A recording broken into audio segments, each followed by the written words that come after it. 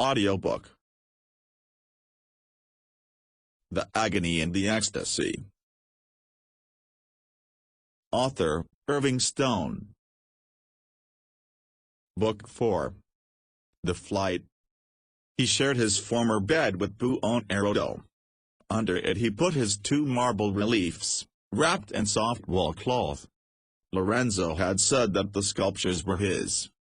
Assuredly, he thought with a wry smile, Piero would not want them. After 2 years of having a comfortable apartment and freedom of movement in the palace, it was not easy for him to live in this small room with his 3 brothers. "Why can't you go back and work for Piero de' Medici?" his father asked. "I would not be wanted." But Piero never said in plain words that he didn't want you. Piero has only fancy words. Lodovico ran both hands through his luxuriant hair. "You can't afford pride. You haven't the price in your purse." Michelangelo replied humbly, "Pride is all I have left at the moment, father." Out of kindness, Lodovico desisted. This 3 months was the longest stretch he could remember having gone without drawing. The idleness made him cranky. Lodovico too was upset, the more so because Giovansimone, now 13, was in trouble with the Signoria because of acts of vandalism. When the heat of July came on and Michelangelo was still too distracted to work, Lodovico lost patience. "The last thing I thought I would say about you, Michelangelo, was that you were lazy. I can't allow you to around the house any longer. I've asked your uncle Francesco to get you into the Money Changers Guild. You had 2 years of education with those professors in the palace." Michelangelo smiled ruefully as he thought of the Plato 4 sitting around the low table in the studio analyzing the Hebraic sources of Christianity. "Nothing that would help me turn a profit. And someday you'll form a partnership with Buonarrotti. He is going to be a shrewd businessman. You will prosper." He walked upstream along the Arno to a willow-covered bank where he submerged his hot body in the muddy waters. When his head cooled, he asked himself, "What are my alternatives?" He could go to live and work with the Topolinos. He had walked up the hill several times and sat in silence in the yard, hewing building stone. It was a relief, but not the solution. Should he seek out a sculpture commission by going from palace to palace, church to church, Tuscan village to village like an itinerant knife grinder, singing out, "Any marble to carve today"? Unlike the Plato 4, he had not been given a villa and the resources to continue his work. Lorenzo had asked Lodovico, "Will you seat him?" Yet had not made him a member of the family. Lorenzo had in effect commissioned him to do a whole facade for the unfinished front of the Medici church, with 20 marble statues, but had made no provision for the work. He put his shirt on over his wet body, as tawny now as a Maiano quarryman's from his nights along the river. When he reached home he found Ghirlandaio waiting for him. Ghirlandaio had returned to Ghirlandaio's bottega with Bogardini a few days after Lorenzo's funeral. "Salve, Ghirlandaio. How go things at Ghirlandaio's?" "Salve, Michelangelo. Quite good. 2 panels for the Abbey of San Giusto ad Volterra, the salutation for the Church of Castello. Ghirlandaio wants to see you." The studio smelled as he remembered it, of fresh ground charcoal, paint pigments in chemists' sacks, bags of fresh plaster. Bogardini embraced him joyfully. Tedesco pounded him on the shoulder. Caico and Baldini got off their stools to ask the news. Mainardi kissed him affectionately on both cheeks. David and Benedetto shook his hand. Domenico Ghirlandaio sat at his fastidious desk at the rear of the studio observing the scene with a warm smile. Michelangelo gazed up at his first master, thinking how much had happened in the 4 years since he had first stood here. "Why not finish out your apprenticeship?" asked Ghirlandaio. I'll double the contract money. If you need more later, we can discuss it as friends." Michelangelo stood numb. "We have much work on hand, as you can see. And don't tell me again that fresco is not for you. If you can't paint the wet wall, you certainly will be valuable in working up the figures and cartoons." He left the studio, walked into the Piazza della Signoria and stood in the burning sun gazing sightlessly at the statues in the loggia. The offer was timely, it would get him out of the house during the day. The offer of double pay would placate Lodovico. He had been lonely since the garden broke up. The studio would give him companionship. It would also put him under a professional roof again, and at 17 that was proper. He had no incentive to work, but Ghirlandaio would plunge him into a cauldron of activity and assignments. Perhaps this would shake him out of his lethargy. Unmindful of the intense heat, he took the road up to Settignano, trudged through the ripe wheat fields, cooled himself in the slow-running creek at the bottom. Refreshed, he continued on to the Topolino's, took a seat under the arches and began chipping stone. He stayed for several days, working steadily, sleeping in the open with the boys on straw mattresses spread under the arches. The Topolinos knew he was troubled. They asked no questions and proffered no advice. He would have to pound out his answer for himself. His hands groped open and shut for the hammer and chisel. He felt the familiar solidity of them grasped in his clenched palms and fingers, felt the rhythmical movements of his wrist and arm and shoulder as he chipped away, bringing outline and form to the pietra serena. Strange how his heart could stand empty because his hands were empty. In Settignano it was said, "Who works stone must share its nature, rough on the outside, serene within." As he worked the stone he worked his thoughts. 1 2 3 4 5 6 7 for work and no thought, 1 2 3 4 during the rest to formulate a fragment. Here he could achieve emotional tranquility and clarity, here his inner strength could resolve itself. As the stones took shape under his hands, so his thoughts matured in his mind, and he knew that he could not go back to Ghirlandaio's. For that was what it would be, a going backward, to an art and a trade that he had never wanted, and had taken only because there was no sculpture studio in Florence. The demands of the frescoes would change his drawing and design and he would lose all that he had learned of sculpture over the past 3 years. It would be a continuous contest, unfair to Ghirlandaio. It simply would not work. He had to move forward even if he could not see where or how. He bade the Topolinos goodbye, walked down the hill to the city. In the Via de' Bardi he met bespectacled Father Nicola Bicciolini, tall, solidly built prior of the Order of Hermits of Santo Spirito. The prior had grown up in Michelangelo's neighborhood, the best football player on the broad earthen square before Santa Croce. At 50 his close-cropped black hair was shot with grey, but his body under the black woolen tunic and leather belt was still so charged with vitality that he welcomed each 24-hour workday in which he governed his self-sustaining monastery village of church, hospital, guest house, bakehouse, library, school and 400 silent monks. He greeted Michelangelo heartily, his sparkling blue eyes enormous behind the magnifying lenses. "Michelangelo Buonarrotti, what pleasure. I have not seen you since Lorenzo's funeral." "I guess I haven't seen anybody, Father. I can remember you drawing in Santo Spirito before you ever went into the Medici garden.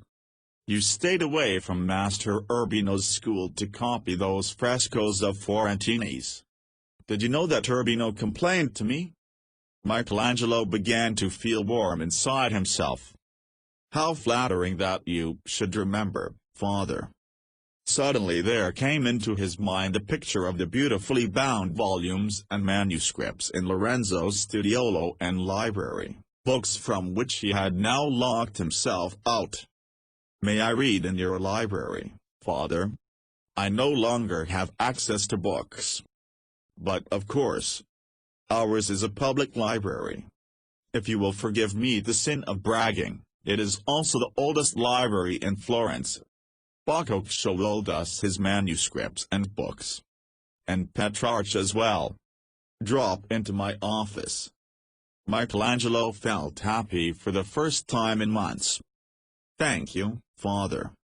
I'll bring my sketching materials. Early the next morning he crossed Ponte Santa Trinita to the church of Santo Spirito. He copied for a while before a fresco of Filippino Lippi and a sarcophagus of Bernardo Rossellino. It was the first work he had done since Lorenzo's death.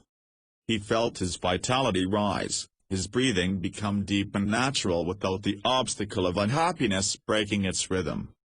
Then he walked at an angle across the square to the monastery which occupied the entire area behind Piazza Santo Spirito.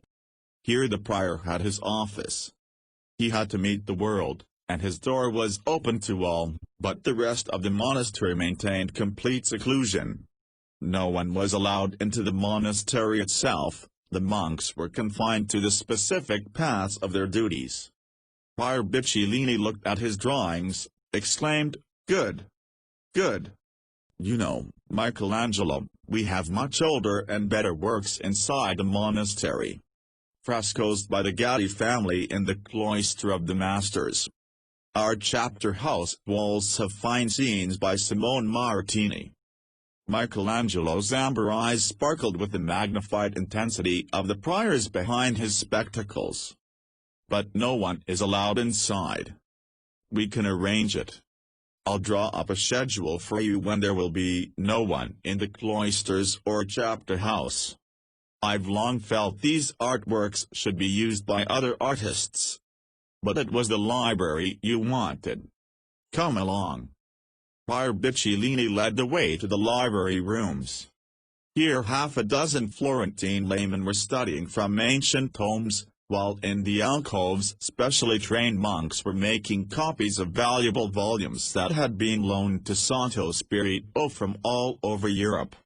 The prior led Michelangelo to the full sets of Plato, Aristotle, the Greek poets and dramatists, the Roman historians. He explained in an academic tone, "We are a school. We have no censors here in Santo Spirito. There are no forbidden books. We insist that our students remain free to think, inquire, doubt. We do not fear that Catholicism will suffer from our liberality. Our religion is strengthened as the minds of our students grow mature." "Shades of Francis Savonarola," said Michelangelo ironically. The prior's hearty, warm-cheeked face went dark at the mention of Savonarola's name. "You will want to see Boccacio's manuscripts. They are fascinating. Most people think he was an enemy of the church. On the contrary, he loved the church.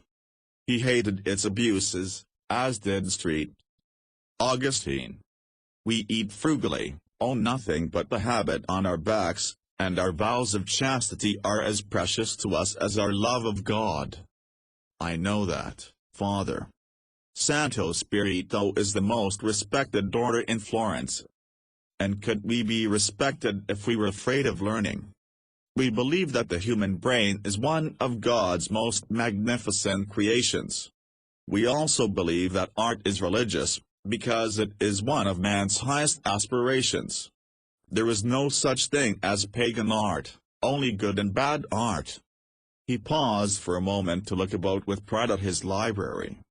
"Come back to the office when you have finished reading. My secretary will draw a map of the buildings for you, and a schedule of hours when you may work in each cloister." In the weeks that followed he saw no one whose daily work route did not carry him through the cloister of the dead, or through the second cloister with its 3 generations of Gaddi frescoes, or the chapter house where the Sienese painter, Martini, had done the Passion of Christ. The occasional monk or lay brother who passed gave no indication that he was there. The silence he found annealing, as though he were alone in the universe, just he, his drawing materials, the tombs he was copying, or the Cimabue frescoes under the arches. When he was not copying, he spent his time in the library reading Ovid, Homer, Horace, Virgil. The prior was pleased that he was using all the hours vouchsafed him by the schedule. He would discuss with him the developments of the day. Michelangelo never had much interest in politics. Under the hand of Lorenzo, the domestic government worked so smoothly and the international alliances were so strong that there were few strictly political discussions in the palace, the streets, Ghirlandaio, on the Duomo steps. Now he desperately needed someone to talk to. The prior, sensing the need, gave freely of his time. With Lorenzo's death, everything had changed. Where Lorenzo had met continually with his Signoria, gaining their agreement through the powers of persuasion, Piero ignored the elected councils, made arbitrary decisions. Where his father had walked through the street with a friend or two, nodding and speaking to all, Piero never appeared except on horseback, surrounded by hired guards, recognizing no one as he scattered people, carts, donkeys, produce, on his majestic way in and out of the city to his villas. Even this might be forgiven, Prior Bicellini observed, if he were good at his job. But he is the poorest ruler Florence has had since our disastrous Guelph and Gibel and civil wars. Visiting Italian princes from the city-states who come to renew their alliances do not like him, judge him without talent. All he can do is give orders. If only he had the good sense to hold open discussions with the Signoria. That is not in his character, father.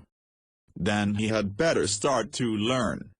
The opposition is beginning to join hands, Savonarola and his followers, the Medici cousins, Lorenzo and Giovanni, and their followers, the old families whom he is excluding, that disgruntled members of the city council, the citizens who accuse him of neglecting the most pressing affairs of state to stage athletic contests, and arranging his tournaments so that he alone can win. We are in for troubled times. Buonarrotti, how much money are you holding for me? Demanded Michelangelo that evening. Buonarrotti consulted his account book, told his brother how many florins were left from the palace savings. Good. It is enough to buy a piece of marble, and leave some over for rent. Then you have a project? No, I have only the need. You must back me in my light to father. I shall tell him that I have a modest commission, and that they are paying for the marble plus a few scudi a month while I work. We'll pay this money to Lodovico from the savings. Buonarrotti shook his head sadly. I shall say that the one commissioning has the right of rejection. In that way I'll protect myself if I can't sell it. With this Lodovico had to be content. Michelangelo then moved on to the next problem. What did he want to carve? He felt that the time had arrived to work his first statue in the round. But what figure? What was it to be about? The question was seminal. Everything that emerged grew out of the original concept. No concept, no work of art, it was as simple, and as agonizingly complex, as that. The single desire of his heart rose out of love and sorrow, to do something about Lorenzo, a theme that would express the totality of talent, courage, width and depth of knowledge, the human understanding of this man who had undertaken to lead the world into an intellectual and artistic revolution. An answer was slow in coming, answers always were. Yet it was only by sticking doggedly to the task that he could arrive at a conception that would swing open the doors of his creative force. His thoughts kept returning to the fact that Lorenzo had often spoken of Hercules, suggesting that the Greek legend did not mean that his 12 labors were to be taken literally, the capture of the Erymanthean boar, the defeating of the Nemean lion, the cleaning of the Augean stables by running a river through. These feats perhaps were meant as symbols for all the varied and near impossible tasks with which each new generation of man was faced. Was not Lorenzo the incarnation of Hercules? had he not gone forth on 12 labors against ignorance, prejudice, bigotry, narrowness, intolerance? Surely he had set a Herculean pattern in founding universities, academies, art and manuscript collections, printing presses, in encouraging artists, scholars, poets, philosophers and scientists to reinterpret the world in vigorous modern terms, and to extend man's reach to all the fruits of the human intellect and spirit. Lorenzo had said, Hercules was half man and half god, sprung from Zeus and the mortal Alcmene. He is the everlasting symbol that all of us are half man and half god. If we use that which is half God in us, we can perform the 12 labors every day of our lives. He must find a way to represent Hercules so that he became Lorenzo as well, not solely the physical giant of Greek legend as depicted on Giotto's Campanile, or in Paul Amagulo's 9-foot painting, but as poet, statesman, world merchant, patron, revolutionist. In the meanwhile he had to get out of the house, into his own workshop. Just as he had left bas-relief behind him, so he had outgrown Bertolto's art of the miniature. Moreover, he could not conceive of sculpturing the Hercules, or Lorenzo, in less than life size. By rights it should be half again as large as man, for they were demigods who needed heroic marble from which to be born. But where to find such marble? And how to pay for it? His savings contained but the tithe of such a cost. He remembered the workshop of the Duomo behind the vast cathedral which had been the headquarters for the workmen and materials while the cathedral was being built, and which was subsequently used by the foreman and his maintenance crew. In passing the gates, while materials were being moved in or out, he recalled having seen several large blocks of marble lying about. He walked to the workshop, made a tour of the yard. The foreman, bald as a slab of pink marble, and with a nose that stuck straight out like a leveled finger from his face, came up to ask if he could be of service. Michelangelo introduced himself. I was an apprentice in the Medici garden. Now I must work alone. I need a large marble, but I have little money. I thought the city might be willing to sell something it did not need. The foreman, a stonemason by trade, closed his eyes to the narrow protective slits against the flying chips. Call me Bepi. What interests you? Michelangelo took a deep breath. First, Bepi, this big column. The one that has been worked on. That's called the Duscio block. Comes from Carrara. Stands 17-18 feet high. Board of Works of the Duomo bought it for Duscio to carve a Hercules. To save labor, Duscio ordered it blocked out in the quarry. It reached here ruined. I was 12 then, apprenticed. Bepi scratched his behind vigorously with his 6-toothed chisel. Duscio cut for a week. He could find no figure in it, big or small. Michelangelo walked around the enormous block. He ran his fingers exploringly over it. Bepi, was this block really ruined in the quarry? It's awkwardly shaped, yes, but maybe Duscio spoiled it himself by these cuts, like here, where he gouged too deeply around the middle. Would the Board of Works sell it? Not possible. They speak of using it one day. Then what about this smaller one? It also has been worked on, though not so badly. Bepi examined the 9-foot block Michelangelo indicated. I could ask. Come back tomorrow. And would you plead price for me? The foreman opened his mouth in a toothless grin. I never yet knew a stone carver who had tomorrow's post money in today's purse. The answer was several days in coming, but Bepi had done a job for him. She's yours. I told them it was an ugly piece of meat and we'd be glad for the room. They told me to set a fair price. How about 5 florins? Bepi. I could embrace you. I'll be back tonight with the money. Don't let it get away. Bepi scratched his bald scalp with the end of an agnuto. Now that he had his marble, he had to find a workshop. Nostalgia drew him to the Medici garden.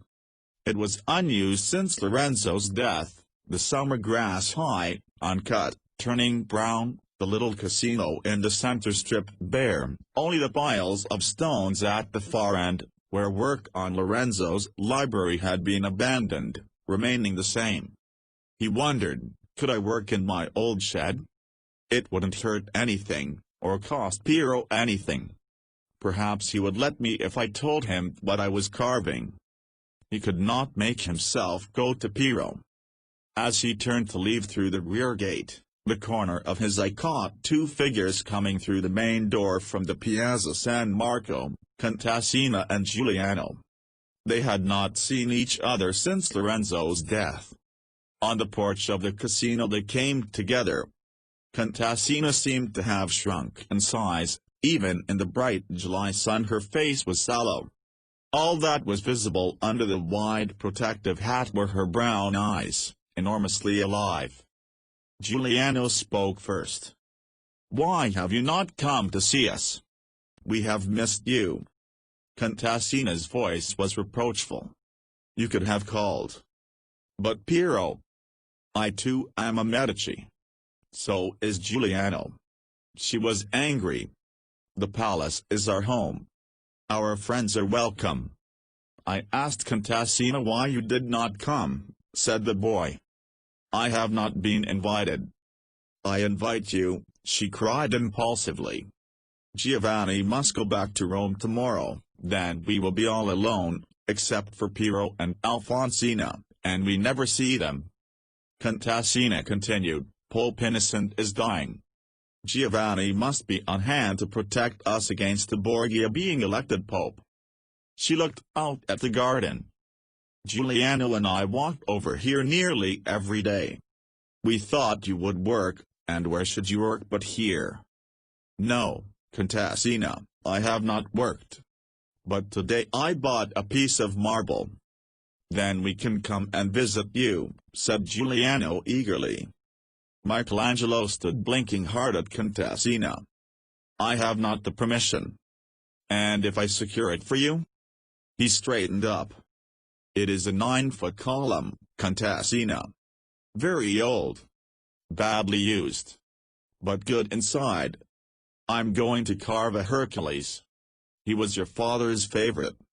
He reached out his hand for hers. Her fingers were surprisingly cold for a hot summer day. He waited patiently, 1 day, 2, 3, 4, returning at the sunset hour. But she did not come. Then, on the 5th day, as he sat on the steps of the casino chewing on a handful of hay-brown grass, he saw her walk through the main gate. His heart leapt.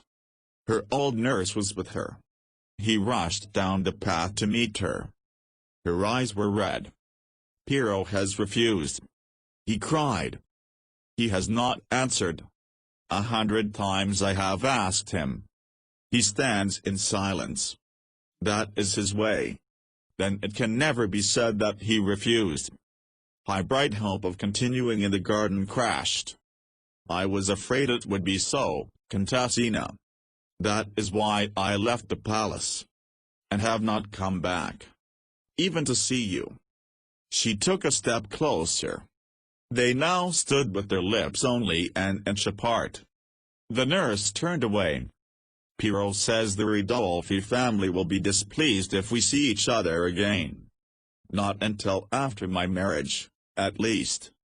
Neither of them moved closer, their lips did not meet, their slight young bodies did not touch, yet he felt himself held and holding in a beloved embrace. Contassina walked slowly down the center path, past the little bronze boy taking a thorn out of his foot in the now still fountain. Together she and the nurse disappeared into the piazza. Buppy of the blue-veined, red cheeks, as ugly a man as the original Etruscans had left behind them, Buppy came to his rescue. "I tell the board I can use part-time man, that you offer to work for no pay. For free a good Tuscan refuses nothing. Set up your shop along the far wall." The Florentines, who carried half a dozen family names and believed that a short name meant a short life and fortune, had named this workyard the Opera di Santa Maria del Fiore del Duomo. It was an establishment that could carry its compounded title, for it occupied a full square behind a half-moon fringe of houses, studios and offices that lined the street behind the cathedral. In this front line of buildings Donatello, Della Robbia and Orcagna had carved their marbles, had cast their bronze pieces in the opera furnaces. The wooden wall of the yard, semicircular in shape, had an overhang under which the workmen found protection from the beating sun in summer and the rain being driven down the valley of the Arno from the mountains in winter. Here Michelangelo set up a forge, brought sacks of chestnut wood and Swedish iron rods, fashioned himself a set of 9 chisels and 2 hammers, made a drawing desk from pieces of lumber that looked as though they had been lying about the yard since Brunelleschi finished the dome. Now he had a workshop where he could make his headquarters from first light to dark. Once again he could work within the sound of the hammers of the scalpellini. Then, settled in with drawing paper, charcoal, pens and colored inks, he was ready to begin. He asked himself questions, for his final result would depend on the ever-widening and deepening circles of questions asked and answered. How old was Hercules at the moment of emerging from the marble? Were all 12 of the labors behind him, or was he halfway on his journey? Was he wearing the token of his triumph, the Nemean lion skin, or was he naked to the world? Would he have a sense of grandeur at how much he had been able to accomplish as a half-god, or a sense of fatality that as a half-human he would die poisoned by the blood of the centaur Nessus? He learned with the passing months that most of the charges against Lorenzo of debauching the morals and freedom of the Florentines were untrue, that he was perhaps the greatest human being since Pericles had brought in the golden age of Greece 2,000 years before. How to convey that Lorenzo's accomplishments were as great as those of Hercules? First, Lorenzo was a man. As a man he would have to be recreated, brought to glowing life out of this weather-stained block of marble propped up by beams before him. He had to conceive of the strongest male that ever walked the earth, overwhelming in all his aspects. Where in Tuscany, land of small, lean, unheroically designed men, would he find such a model? He scoured Florence looking at coopers with their heavy wooden hammers, the wall-dyers with their arms stained blue and green, the ironmongers, blacksmiths, rustic stone beavers working the Strii Palace, the porters running the streets bent double under their packs, the young athletes wrestling in the park, the near-naked sand dredgers in their flat boats pulling up spoons of Arno mud.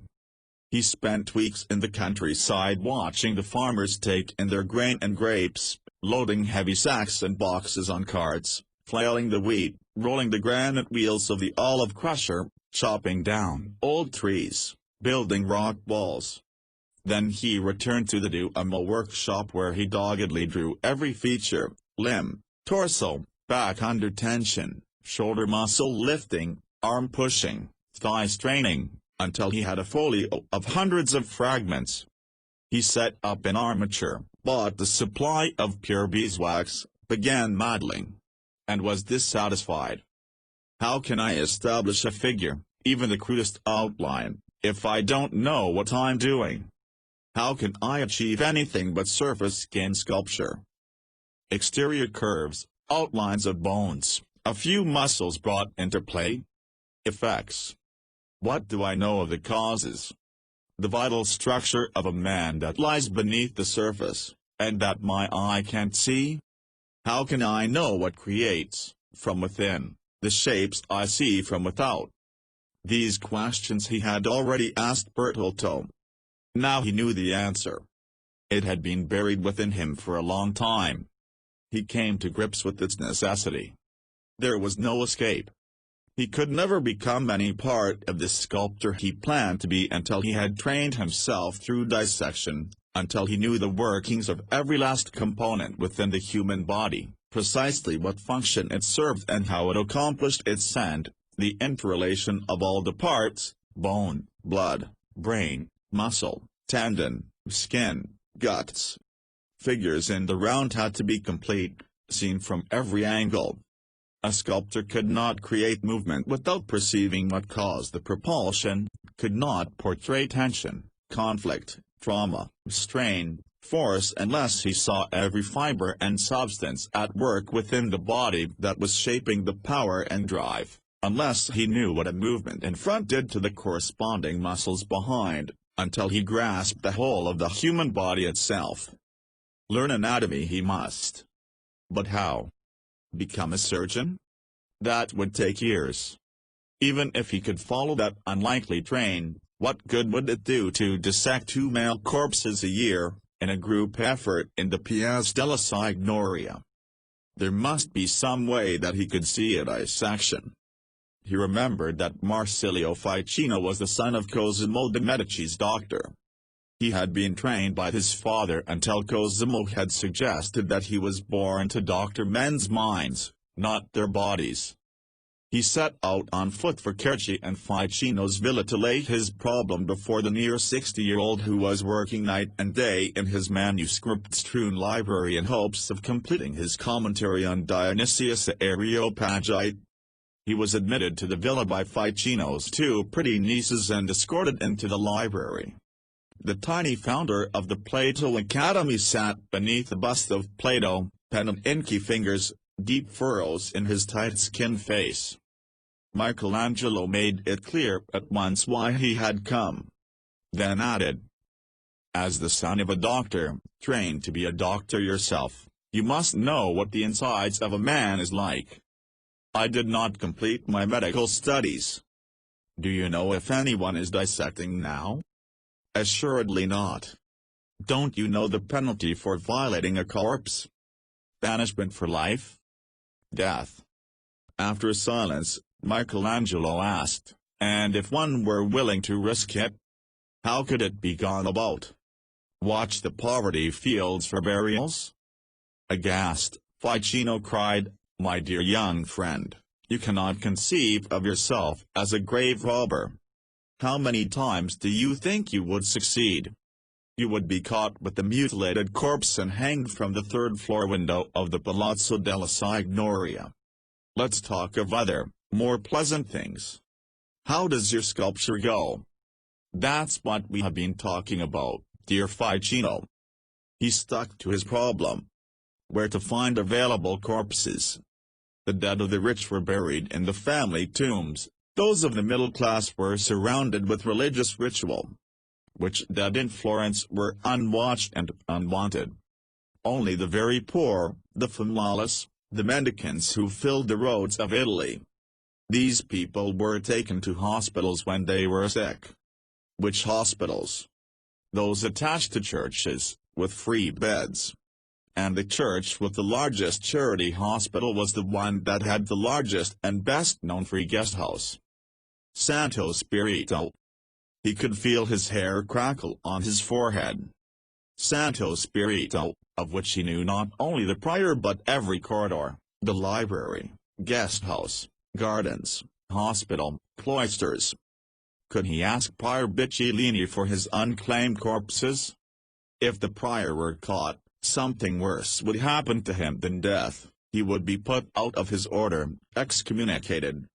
Yet this was a courageous man who feared no force on earth so long as he did not personally offend God.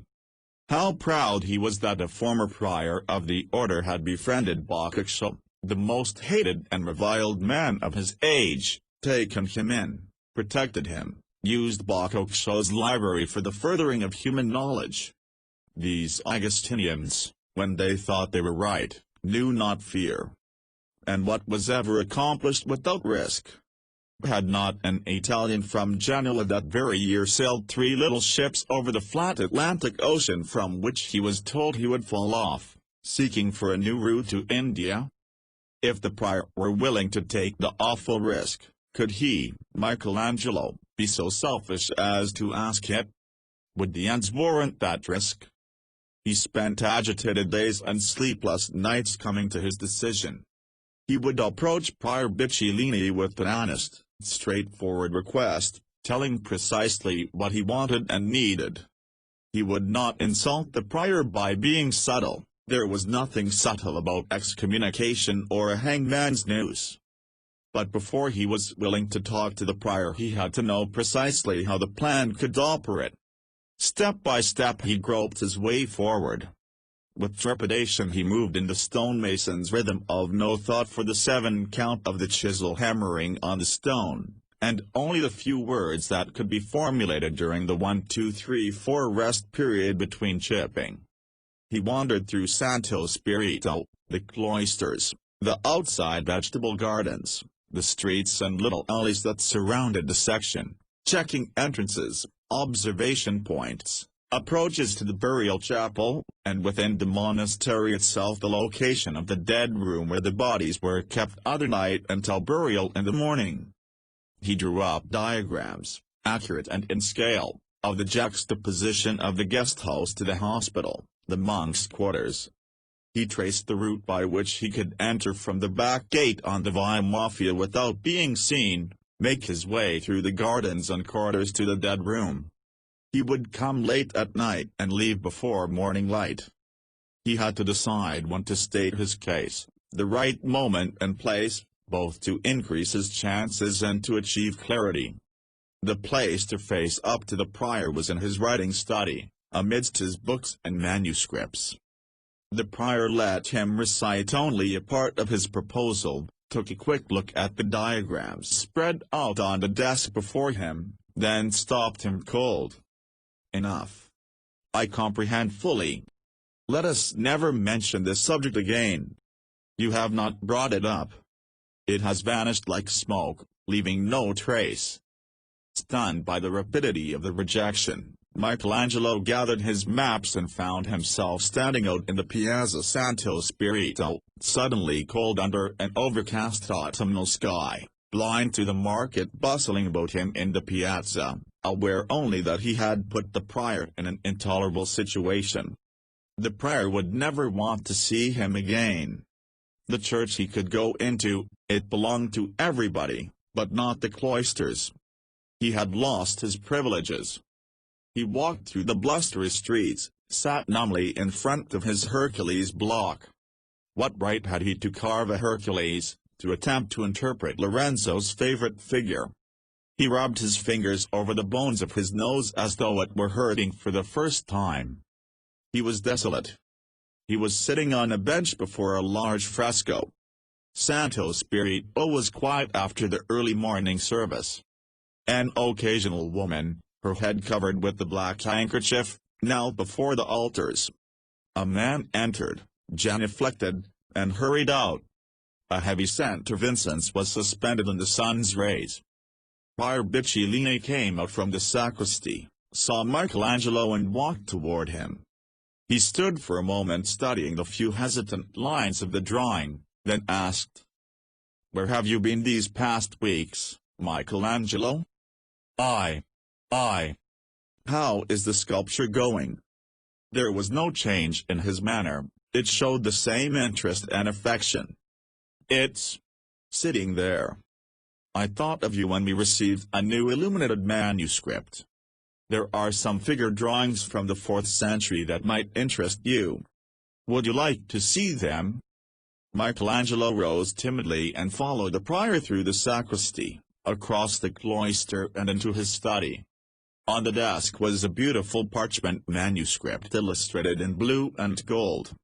The prior reached into his desk and took out a long key which he laid across the binding to keep the leaves spread. They talked for a few moments, then the prior said, "Allora, we both have work to do. Come back again soon." Michelangelo returned to the church, enveloped in a warm glow. He had not lost the prior's friendship. He had been forgiven, the incident forgotten. If he were no farther along on his search for anatomy, at least he had done no irreparable damage. But he had no intention of abandoning the search.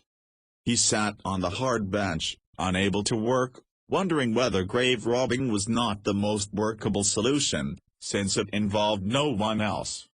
Yet how was he to dig up a corpse, refill the grave against passers-by, carry the cadaver to a nearby house, return it to the cemetery when he had completed his explorations? It seemed physically impossible. He returned to the library of Santo Spirito to look among its books for new clues on how the ancients had conceived of Hercules. At the same time he found one illustrated medical manuscript showing how patients were tied to mattresses before being operated on, but no illustration of what the surgeon had found after the cutting. Again the prior offered his assistance, finding him a heavy leather volume on one of the higher shelves, scanning through it, exclaiming, "Ah yes, here is some material," laying the heavy bronze key across the pages. It was not until the fourth or fifth session that Michelangelo began to notice the key, oven by itself. The prior used it not only to keep books open but as a place marker when he closed the volume, a pointer when he was underscoring lines. Always the key. Always the same key. But never when he was in the study with others, either monks or lay friends. Why? He went back a dozen times in the following weeks. If he set about his drawing for an hour or two, the prior would come through the church, greet him cheerily, invite him into the study. And invariably the big bronze key came out of the desk. At night Michelangelo lay awake, seeing the key before him. During the day he went for long walks in the full rain up to the Maiano quarry, holding dialogues with himself. It must mean something. But what? What are keys for? Obviously to open doors. How many doors are there in which I am interested? Only one. The dead room door. He would have to take a gamble. If the prior meant for him to have it, well and good. If he did not, then he would simply carry it off by accident, forgetfully, and return it the next day. During the night he would let himself in through the rear garden gate of the monastery, make his way to the dead room.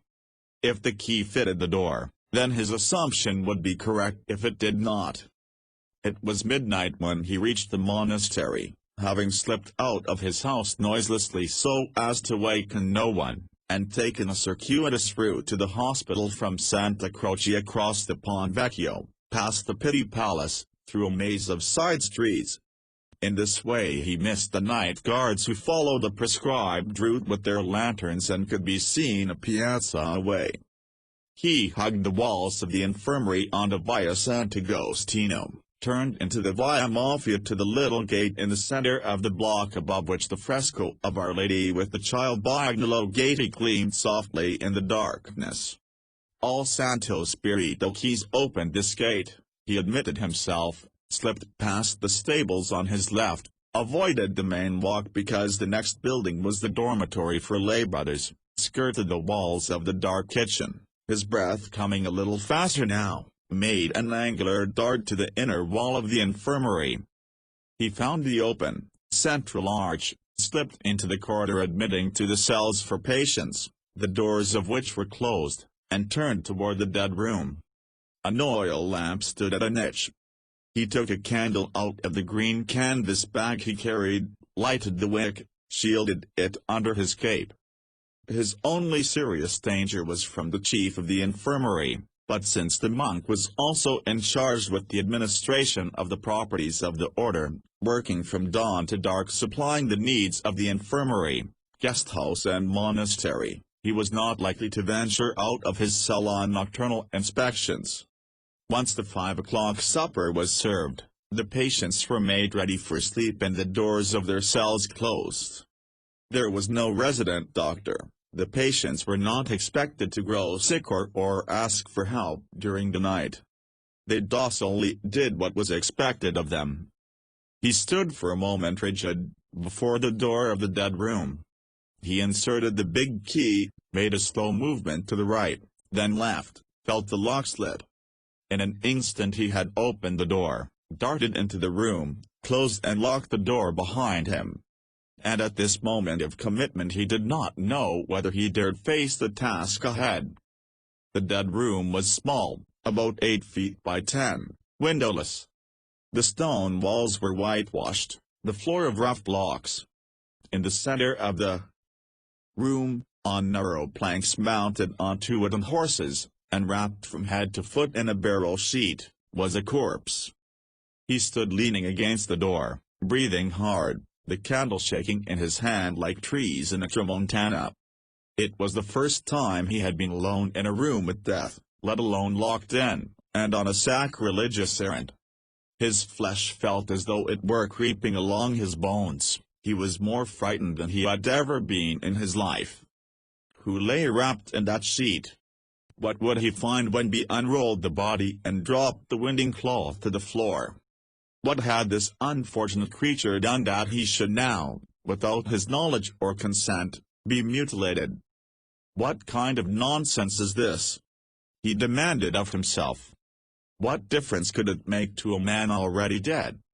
His body does not get into the kingdom of heaven, only his soul. I have no intention of dissecting this poor fellow's soul, even if I should stumble across it. Reassured by his own grim humor, he put down his bag and looked for a place to set his candle, of importance to him not only for light but as a clock as well, for he had to be safely out of here before 3 in the morning when the monks who operated the large bakehouse on the corner of the Via Sant'Agostino and Piazza Santo Spirito rose to make the day's bread for the monastery, the deserving poor and the relatives of all who lived here. It had taken much experimenting to ascertain with accuracy how long each type of candle would burn. This one, for which he was now searching for a resting place, was the 3-hour variety. When it began its first sputtering he would have to leave. He must also exercise that no drippings could be discovered the next morning. He emptied his bag of its scissors and kitchen knife, flattened it on the floor, held the candle upside down for a moment, then secured it in the soft wax. He took off his cape, for he was already sweating in the cold room, laid it in a corner, uttered a jumbled prayer which sounded like, "Lord forgive me, for I know not what I do," and approached the corpse. First he would have to unroll it from its winding sheet. The trestle bench was narrow. He had not known that he could be so clumsy. Slowly he wrestled the stiff body, first raising the legs until the sheet pulled out from under the lower half, then lifting it from the waist and holding it in his left arm, against his chest, until he could maneuver the cloth from around the torso and head. The winding sheet was long. He had to go through the tortuous process 5 times before he finally divested the cadaver of its protective wrapping. He picked up his candle from the floor, held it aloft in his left hand to study the body. His first feeling was one of pity for the dead man. His second was one of fear. This is how I shall end up. Suddenly all the differences between life and death became apparent. The face was expressionless, the mouth semi-open, the skin green from gangrene. The man had been strongly built and was in midlife when apparently he had received a stab wound in the chest. The cadaver had been here long enough to sink to the temperature of this freezing room. His nostrils picked up an odor, something like very old flowers dying in water. It was not strong, it fell away when he backed to the wall to get the moment of relief, but it came to him again as he approached the cadaver, and from that point remained in his nostrils inescapably. Where to begin? He raised the arm on the side closest to him and felt a cold such as he had never felt before. Not colder than anything else, but different. It was a cold filled with emotional content, a hard cold, not the skin, but the muscle under it. The skin was soft, like velvet. He felt disgust, as though an iron hand were squeezing his stomach. All his memories of warm arms and shoulders recurred to him. He withdrew. It was a considerable time before he could pick up the knife from the floor, recall what he had read about the human body, the few illustrations he had seen. He poised over the cadaver, frozen himself, swallowing hard. Then he brought the knife down and made his first incision, from the chest bone down to the groin. But he had not exerted enough pressure. The skin was surprisingly tough.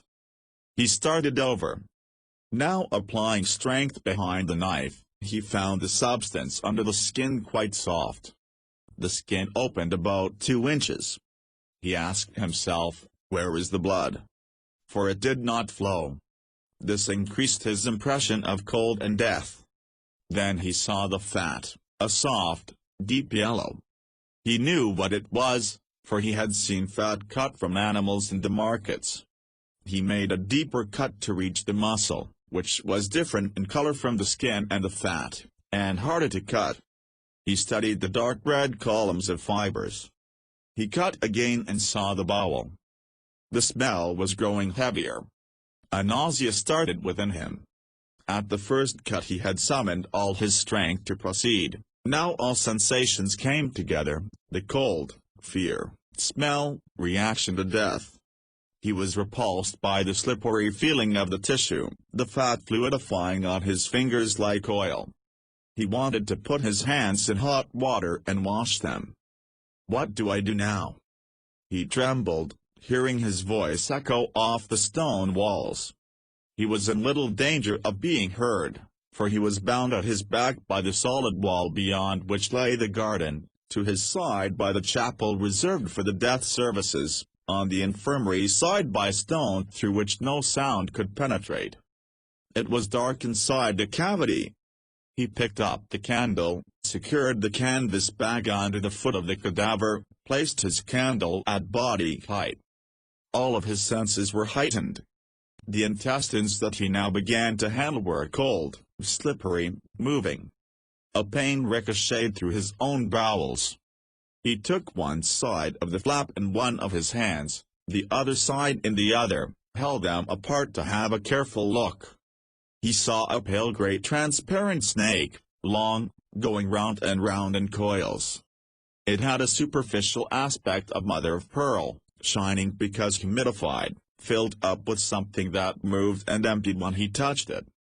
His initial emotion of disgust was overcome by excitement. He picked up his knife and started to cut upwards from the bottom of the rib cage. The knife was not strong enough. He tried his scissors but had to angle along the ribs, one at a time. The rib bones were hard, it was like cutting wire. Suddenly the candle began to splutter. 3 hours already. He could not believe it. Yet he did not dare ignore the warning. He set his green bag and candle on the floor, picked up the winding sheet from the comer. The wrapping process was 1,000-fold more difficult than the unwrapping because he could no longer turn the corpse on its side or the whole of its guts would spill out onto the floor. The perspiration ran down into his eyes, his heart pounded so loud he thought it would wake the monastery as he used the last vestige of his strength to lift the corpse from the table with one arm while he pulled the winding sheet under and around the necessary 5 times. He barely had a moment to make sure that the corpse was stretched out upon the planks as he had found it, to check the floor for possible stains or wax, before the candle gave its last flickering sputter and went out. He had enough control to take a wandering route home, stopping a dozen times to retch against the corners of buildings and in the darkness of open ground. The smell of the corpse was in his nostrils with every breath he took. When he reached home he was afraid to boil water on Lucrez's glowing embers for fear the noise would wake the family, yet he could not live without getting the feel of that fat off his fingers. He hunted quietly for some harsh lye soap to use in the cold water. His body, as he got into bed, was icy. He huddled against his brother, but not even Buonarroti's warmth could help him. Several times he had to rise and retch into a pail. He heard Lucreza get out of bed, dress and make her way through the kitchen and down the circular stairway to the street as the faintest tinge of pearl grey touched his window overlooking the stables on the Via de Bentacordi. He had chills and fever all day. Lucreza made him a chicken broth, but he could not hold it down. The family came one by one into the bedroom to find out what was the matter with him. He lay there feeling as clammy as the corpse. Nothing was able to remove the smell of death from his nostrils. After he had assured Lucrezia that it was not her supper which had upset him, she returned to the kitchen to boil up an herb bouquet to cure him. Monna Alessandra examined him for spots. By late afternoon he was able to retain a little of the herb tea, for which he thanked Lucrezia most gratefully. About 11 o'clock he rose, slipped into his shoes, kilts, warm shirt and cloak, and with his legs rickety beneath him, made his way to Santo Spirito. There was no corpse in the dead room. Neither was there one on the following night. The 2 days gave him a chance to recover. On the third night he again found a body in its winding sheet on the plank table. The second cadaver was older, with white beard patches on a big red face, the skin tight, the fluid under the skin marble eyes. This time he used his knife with more authority, opening the abdomen with a clean cut, then using his left hand to pry apart the rib cage, which made a noise like crackling wood. It remained attached at the collarbone. He picked up his candle and held the light close to the innards, for this was his first complete view. He saw something pale red, net-like in design, and of solid tissue, which he deduced was the lungs. This network had a black covering, something that he had heard happen to wool workers.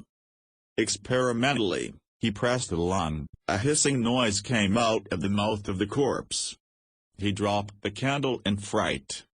Fortunately it did not go out.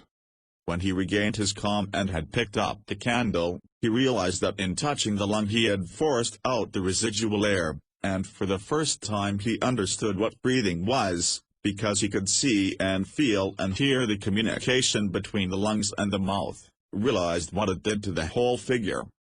After he had moved aside the lung he noticed a dark red mass. This must be the heart. It was covered by a shining membrane. Probing, he found that all of the tissue was connected to a form shaped something like an apple, almost free, and a chest, attached only at the top of the pyramid. "Shall I take it out?" He hesitated a moment, then picked up his scissors, cut across the pyramidal membrane. Substituting his knife, he peeled away the membrane as though he were opening a banana. Now he had the heart in his 2 hands. Unexpectedly, he was hit by an emotional impact as strong as Hercules' club. If the soul and heart were one, what happened to this unfortunate cadaver's soul now that he had cut out its heart? As quickly as it had come, the fear departed. In its place came a sense of triumph. He was holding a human heart in his hands. He felt the happiness that arises out of knowledge, for now he knew about the most vital organ of the body, what it looked like, how it felt. He opened the heart with his knife, was shocked to find that there was nothing inside. He replaced it in its cavity, put back the chest's rib structure, which artists had observed so well from the lean Tuscans around them. But now he knew precisely where the heart beat beneath it. He did not have the faintest idea of how to start work on the snake of the intestine. He picked up a piece, pulled. It came easily for a time, about 5 feet of it. The bowels were attached loosely to the posterior wall, and came away. Then he began to feel resistance. The upper part was enlarged, a sort of bag was attached, which he deduced was the stomach. He had to use his knife to cut it loose. He freed some 25 feet of bowel, fingered it, feeling the differences of size and content. Some places had fluid in them, some solid. He learned that it was a continuous channel, with no opening from the beginning to the end. To get a concept of its interior aspect he cut into it with his knife at several points. The lower bowel contained stools. The smell was terrible. Tonight he had a 4-hour candle, but already it began to splutter. He bundled the viscera back into the abdominal cavity, and with great difficulty got the corpse rewrapped. He ran to the fountain in the Piazza Santo Spirito and scrubbed his hands, but he could not get the feeling of dirt off his fingers. He stuck his head into the icy water to wash away the sense of guilt, standing for a moment with his hair and face dripping water, then ran all the way home, shaking as though with ague. He was emotionally exhausted. He awoke to find his father standing over him, a displeased look on his face. "Michelangelo, get up. It's noon. Lucrezia is putting food on the table. What kind of new nonsense is this, that you sleep until dinner? Where were you last night?" Michelangelo lay staring up at Lodovico. "I'm sorry, father. I'm not feeling well."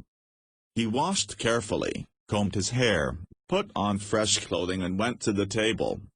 He thought he was going to be all right. When Lucrezia brought in a bowl of beef stew, he rushed back into his bedroom and retched into the chamber pot until his insides were sore. But that night he was back in the dead room. Before he had the door locked behind him, he was drenched in the smell of putrefaction. He unwound the sheet, saw that the left leg of the corpse was of a brown color with a green secretion coming out from under the skin, the leg swollen half again its size. The rest of the body was ash-gray, the face completely sunken. He began to work where he had left off the night before, cutting directly to the bowel, and unraveled it piece by piece. He placed it on the floor and raised his candle close to the cavity. There were a number of the organs he had been searching for, the spleen on the left side, the liver on the right. He recognized the liver from the beeves and lambs cut up in the markets. Bilaterally, just aside of the bone column, were the kidneys. He picked them up carefully and perceived that they were connected with the bladder by small tubes, like wires. He went on to where the liver was attached, posteriorly, cut the ligaments with his scissors and removed it from the cavity. He studied the shape in his hands, examining the small bladder attached to its lower side, opened it with his knife. A dark green fluid came out. He moved his candle closer, saw something that he had missed before. The abdominal cavity was separated from the chest cavity by a dome-shaped muscle. In the center of this dome were two holes through which passed tubes connecting the stomach with the mouth. The second big channel, alongside the backbone, went up into the chest. He now realized that from the chest to the abdomen there were only two means of communication, one bringing food and liquids. The other baffled him. He lifted the bone structure of the chest but could not determine what the second channel was used for. The candle spluttered. As he crept silently up the stairs of his house, he found his father waiting for him. "Where have you been? What is that horrible odor about you? You smell like death." Michelangelo mumbled an excuse with eyes cast down, brushed past Lodovico to the security of his bedroom. He could not sleep. "Will I never get used to this?" he groaned. The next night there was no corpse in the dead room. He had an uneasy feeling of impending danger as he noticed that the section of floor where he had allowed the bowels to rest had been scrubbed, and was brighter than the stones around it. A bit of wax from his candle had been left untouched at the foot of the plank table. Yet even if his activities had been noticed, he was protected by the vow of silence in the monastery. The following night he found a boy of about 15 who showed no external evidence of disease.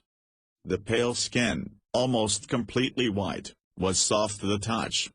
The eyes were blue when he raised the lids, deep in color, contrasting with the pale white of the eyelids. Even in death he was attractive. "Surely he will wake up," he murmured. He saw that the boy was still without hair on his chest, and felt a pity deeper than he had known since he had viewed his first corpse. He turned away. He'd wait until another night. Then, facing the corner of the whitewashed walls, he stopped. By the next morning the slab would be buried under 4 feet of earth in the Santo Spirito cemetery. He touched the boy, found him as cold as winter, beautiful, but as dead as all the others. He made his incisions expertly now, put his hand under the chest bone. It came away easily. Up toward the neck he felt a tube-like appendage, about an inch in diameter, that gave the impression of a series of hard rings. Among these rings he found a soft membranous tube that came down from the neck. He could not find where this tube ended and the lung began, but when he pulled on it the boy's neck and mouth moved. He took his hand out swiftly and shuddered away from the table. A moment later he cut the tube blindly, not being able to see it, then lifted the lungs out separately. They were light in weight, and when he squeezed them he found that the sensation was rather like squeezing snow. He tried to cut the lung open with his knife, put it on the table and, with the hard surface under him, found that it was like cutting through dry sponge. In one of the lungs he found a pale yellow-white mucus which kept the lung moist, and the other a pink-red mucus. He wanted to get his hand down the boy's mouth in order to search out the throat and neck, but the feel of the teeth and tongue repelled him. Suddenly he felt as though someone were in the room with him, though he knew it was impossible because he had locked the door from the inside. Tonight was just too difficult. He wrapped up the corpse easily, for it weighed so little, put it back on the table, and let himself out. He could not risk his fathers again detecting the odor of death, so he walked the streets until he found a wine shop in the workmen's quarter that was open. He drank a little of the Chianti. When the proprietor turned his back, he sprinkled the rest of the wine over his shirt. Lodovico was outraged when he smelled the strong wine. It is not enough that you wander the streets all night doing God alone knows what, associating with what manner of loose women, but now you come home smelling like a cheap tavern. I can't understand you. What is driving you to these evil ways? The only protection he could give his family was to keep them in ignorance. It was best for his father to believe that he was carousing, about which Lodovico was learning a great deal from Giovan Simone, who frequently came in with his face bloodied and clothes torn. But as the days passed, and Michelangelo stumbled into the house every morning toward dawn, the family rose in arms. Each was outraged for his own special reason. Lucrezia because he was not eating, his uncle Francesco because he was afraid Michelangelo would run into debt, his aunt Cassandra on moral grounds. Only Buonarroti brought a smile to his brother's lips. "I know you are not carousing," he said. "How can you know that?" "Simple, you haven't asked me for a scudo since you bought those candles. Without money you do not buy women in Florence." He realized that he would have to find somewhere else for his daily rest. The Tapulumps would never ask questions, he could stay there, but Settignano was so far away, he would lose valuable hours coming and going. In the morning he went to the Duomo workshop and mounted the stool before his drawing table. Pepe came over to greet him, a puzzled expression on his homely old face. "My young friend, you look like a cadaver. What have you been making with yourself?" Michelangelo looked up sharply. "I've been working, Pepe." Pepe cackled toothlessly. "Ah, that I were young enough for that kind of work. Well, do not try to raise Hercules Club every night. Remember, what you put into the ladies at night you don't have left to spend on marble in the morning." That night he came across his first ugly corpse, one that made him shiver as he observed what could happen to God's handiwork. The man was about 40, with a big dark red face, swollen near the neck. The mouth was open, the lips blue, the whites of the eyes full of red spots. Through the yellow teeth he could see the dark red tongue, swollen, filling almost the whole mouth. He put his hand on the man's face. The cheeks felt like uncooked dough. Now seemed a good time to get at the structure of the human face. He picked up the smaller of his knives and cut from the hairline to the bridge of the nose. He tried to peel the skin off the forehead but he could not, it was too closely attached to the bone. He cut on top of each eyebrow to the edge of the eye, stripped the skin from the corner of the eye outward, continued from the eye to the ear, then down along the cheekbone. The effect of this mutilation was so ghastly that he could not work on it. He picked up the winding sheet from the corner, covered the man's head, and turned his attention to the hip bone, to the fibered muscles of the heavy thigh. A couple of nights later, when there was a new corpse, he cut lightly into the skin of the face, peeling it off with his scissors. Under the thin yellow tissue of fat he discovered a large membrane of red muscular tissue which went continuously from the ear round the lips to the other ear. Now he had his first understanding of how these muscles could move the face to laughter, smiles, tears, grief. Under it was a thicker tissue extending from the corner of the jaw to the base of the skull. Putting his finger under the second layer, he pushed the tissue a little and saw the jaw move. He worked it up and down to simulate the chewing movement, then searched for the muscle that would move the eyelid.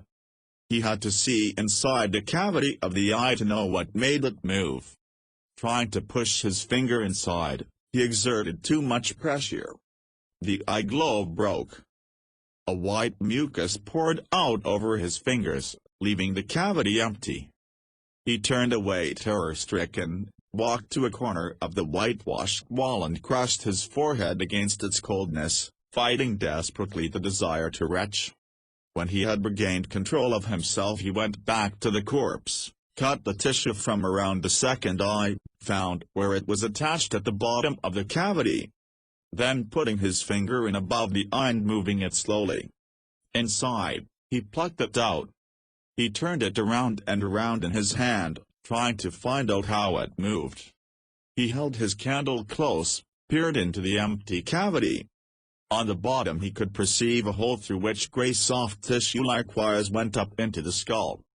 Until he could remove the top of the skull and expose the brain, he could learn nothing about how an eye sees. His candle had only a bit of tallow. He cut the flesh away from the bridge of the nose, saw clearly what had happened to his own under Torrigiani's fist. The candle spluttered. Where to go? He dragged himself away from Santo Spirito. His body ached with tiredness, his eyes smarted, his stomach and spirits were in a state of revulsion. He could not face Lodovico, who would surely be waiting for him at the top of the stairs, screaming that he was going straight to the stench. He made his way to the workshop of the Duomo. It was easy to throw his bag over the gate, then hoist himself over. In the moonlight the blocks of white marble glistened with white luminosity, the chips around the semi-finished columns were like snow, clean and refreshing. The cold air settled his stomach. He went toward his workbench, cleared a place under it, stretched out, covered himself with a heavy piece of canvas and fell asleep.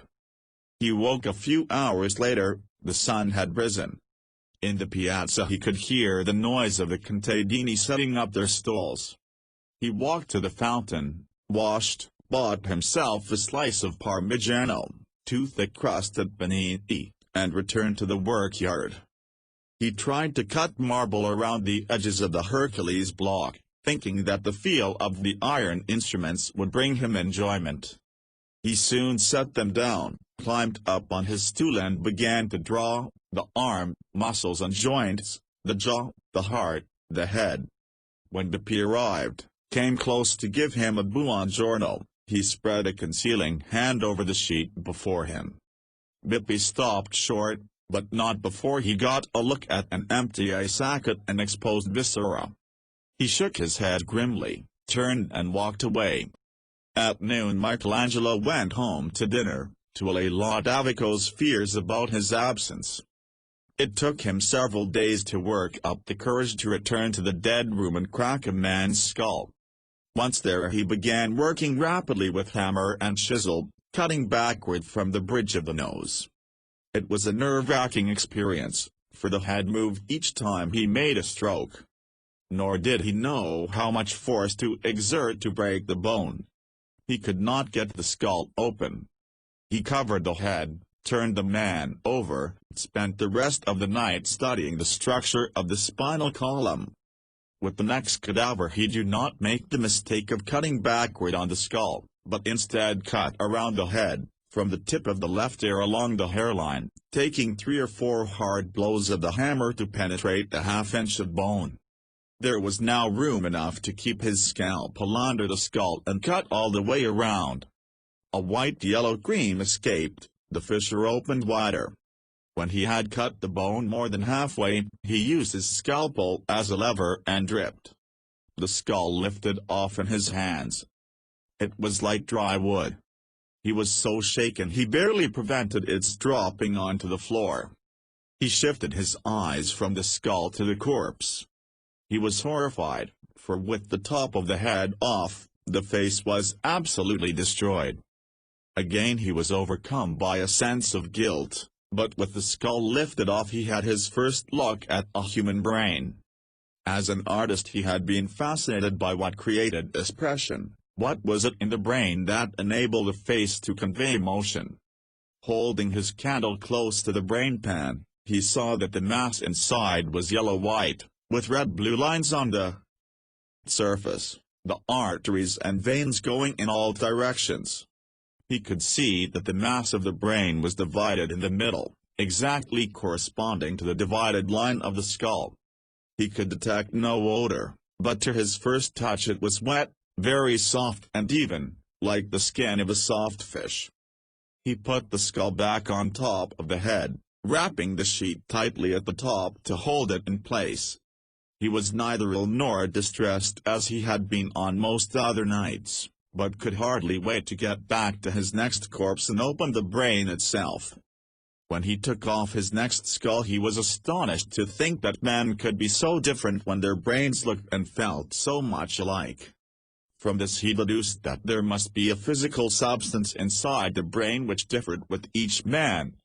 Using his index finger, he moved around the base of the skull, learned that the brain was completely detached and free from the bone.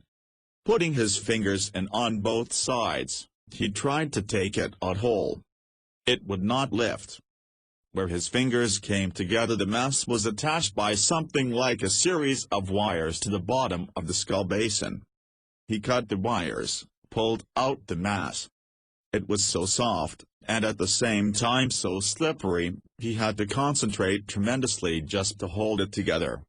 He looked at it in wonderment and admiration. From this relatively small substance, which could weigh no more than a couple of pounds, emerged all the greatness of the human race, art, science, philosophy, government, all that man had become for good as well as evil. When he cut the brain down the line of division it was similar to cutting very soft cheese. There was no noise, no spoilage, no odor. The two halves were exactly alike. No matter where he cut, it was all the same, gray in color, a little yellowish. He pushed the corpse over on the table to make enough space to lay the brain out on the wooden plank, and was amazed to see that in and by itself it had no structure, that it slowly collapsed over the wooden boards. The holes in the skull he found filled with the same wire-like substance he had had to break in order to detach the brain. Following these strands down through the neck, he surmised that this substance was the sole connection between the brain and the body. The front holes he discerned were between the brain and the eyes, the other 2 holes corresponded to the ears. He pushed through the inch-and-a-half hole at the back base of the skull, connecting to the vertebrae. This was the connection between the brain and the back. He was exhausted now, for he had worked for 5 hours and was glad when his candle burned out. He sat on the edge of the fountain in the Piazza Santo Spirito throwing cold water at his face and asking himself, "Am I obsessed to be doing these things? Have I the right to do this just because I say it is for sculpture? What price might I have to pay for this precious knowledge?" Spring arrived, the air warmed. Bepi told him of some sculpture that needed doing for the new vault of the vestibule of Santo Spirito, carved capitals and a number of worked stones to decorate the vault and the doors. It never occurred to him to ask Pier Bicciolini to intervene. He went directly to the foreman in charge of constructing the square stone vault and asked for the job. The foreman did not want a student. Michelangelo offered to bring his Madonna and Child and centaurs to prove that he could do the work. The foreman reluctantly agreed to look. Buonarroti borrowed one of Ghirlandaio's carts, came to the Buonarroti house, helped him wrap and carry the marbles down the stairs. They stowed them safely on a bed of straw, then wheeled the cart through the streets, across the Pont Santa Trinita to Santo Spirito. The foreman was unimpressed. The pieces were not suited to what he had to do. Besides, I already hired my 2 men. Sculptors? Michelangelo was surprised. What then? What are their names? Giovanni di Betto and Simone del Caprino. Never heard of them. Where were they trained? In a silversmith's shop. Are you ornamenting the stones with silver? They worked at Prato on a similar job. They are experienced. And I am not? After 3 years in Lorenzo's sculpture garden, under Bertoldo? Don't take it so hard, son. These are older men with families to support. You know how little marble work there is. But of course if you brought an order from Piero de' Medici, since you're a Medici protégé, and Piero is paying for the work. Michelangelo and Buonarroti wheeled the reliefs through the cobbled streets, put them back under the bed. Lodovico waited resignedly for his son to reform. Michelangelo continued to come in at dawn, after having dissected the knee and ankle bone, the corresponding elbow and wrist bone, the hip and pelvis, the private parts. He studied the muscular structure again and again, the shoulders and forearms, the thighs and calves. Lodovico cornered him. I order you to give up this dissolute life at once, to go back to work during the day and to bed after supper at night. Give me a little more time, father. Giovanni Simone was delighted that Michelangelo had taken off on the wild life. Florence was agog over its latest scandal. Piero had interceded with the Dominican authorities and had Savonarola banished to Bologna as too great a partisan of the people. But for Giovanni Simone there had been no change in activity. How about coming with me tonight? I'm going where there's good gambling and whoring. No, thank you. Why not? Are you too good to go out with me? Everyone to his own evil, Giovanni Simone.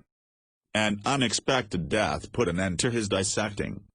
Working in robust good health, Domenico Ghirlandaio contracted a pestilence and in 2 days was dead. Michelangelo went to the Bottigo to take his place with Granacci, Buonarroti, Caico, Baldini, Tedesco and Jacopo on one side of the coffin, while the son, brothers and brother-in-law stood on the other, and the friends came to say goodbye.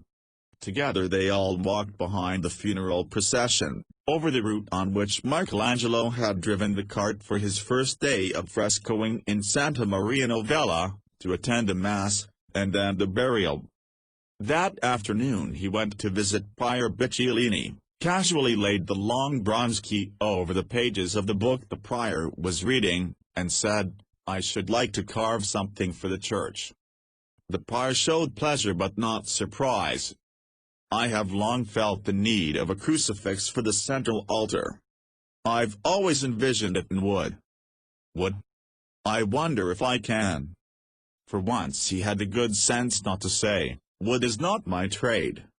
If the prior wanted a crucifixion in wood, then wood it must be, though he had never even whittled.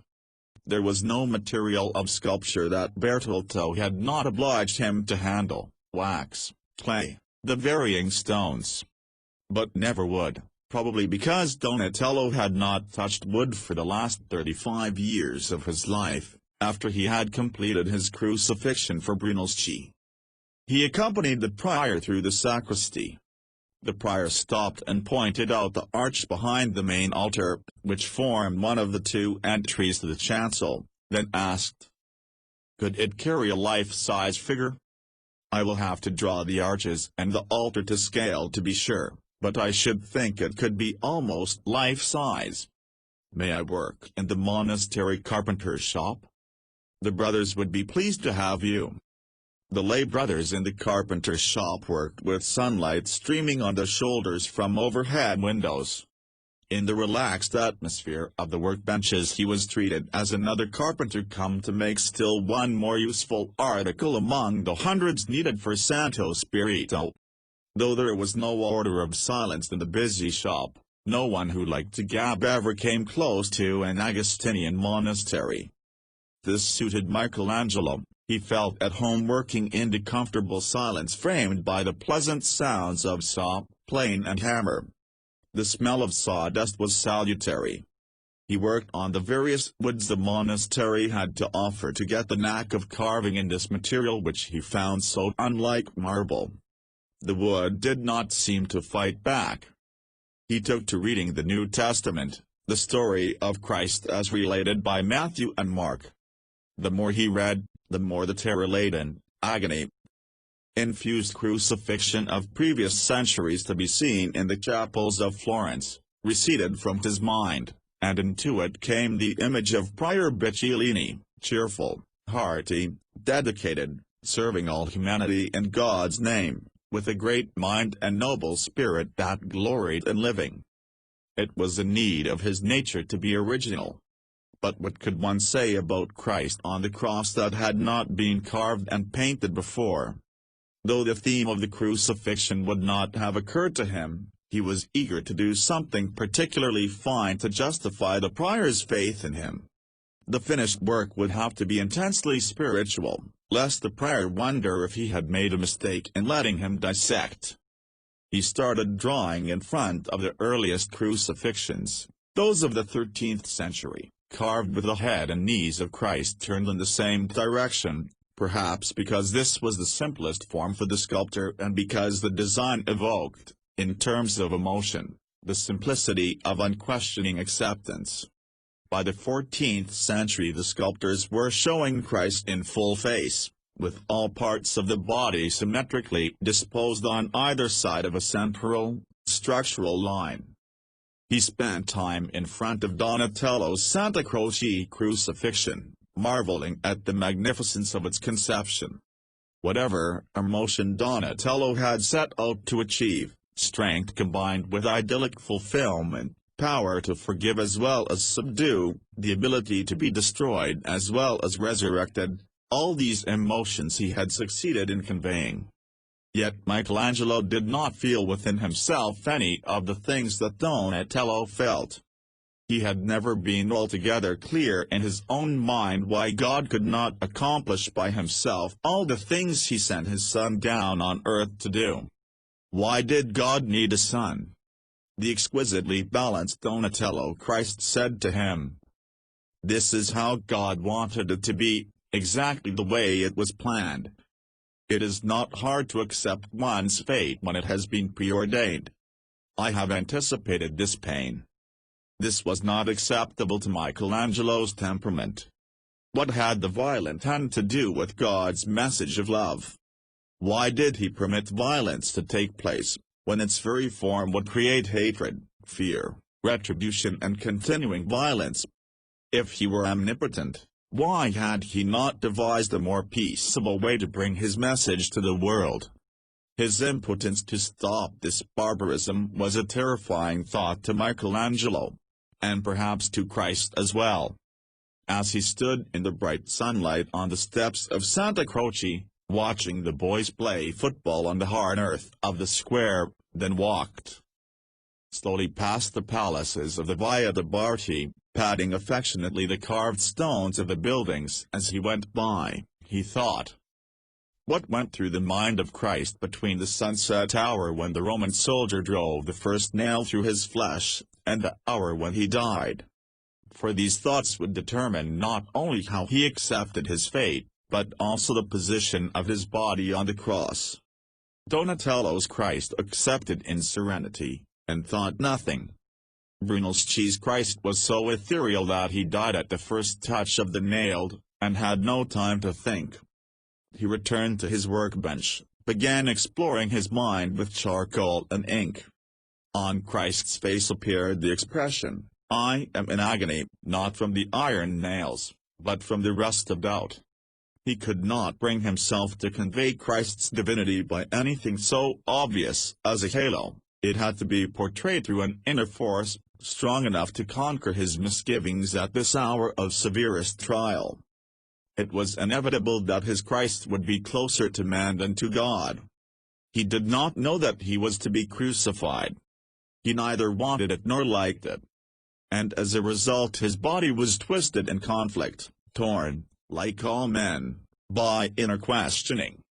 When he was ready to begin carving he had before him a new concept. He turned Christ's head and knees in opposite directions, establishing through this contrapuntal design a graphic tension, the intense physical and spiritual inner conflict of a man who is being pulled two ways.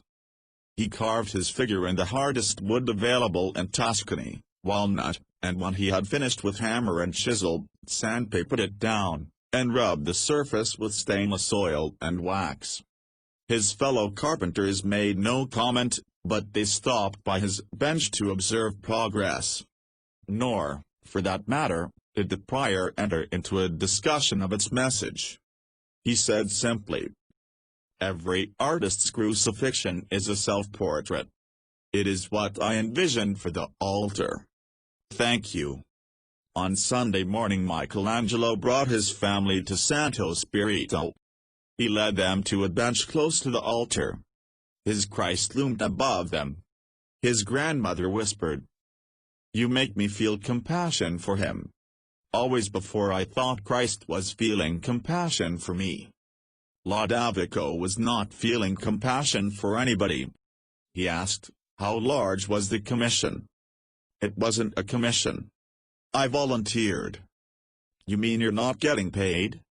"The prior has been good to me. I wanted to repay my debt."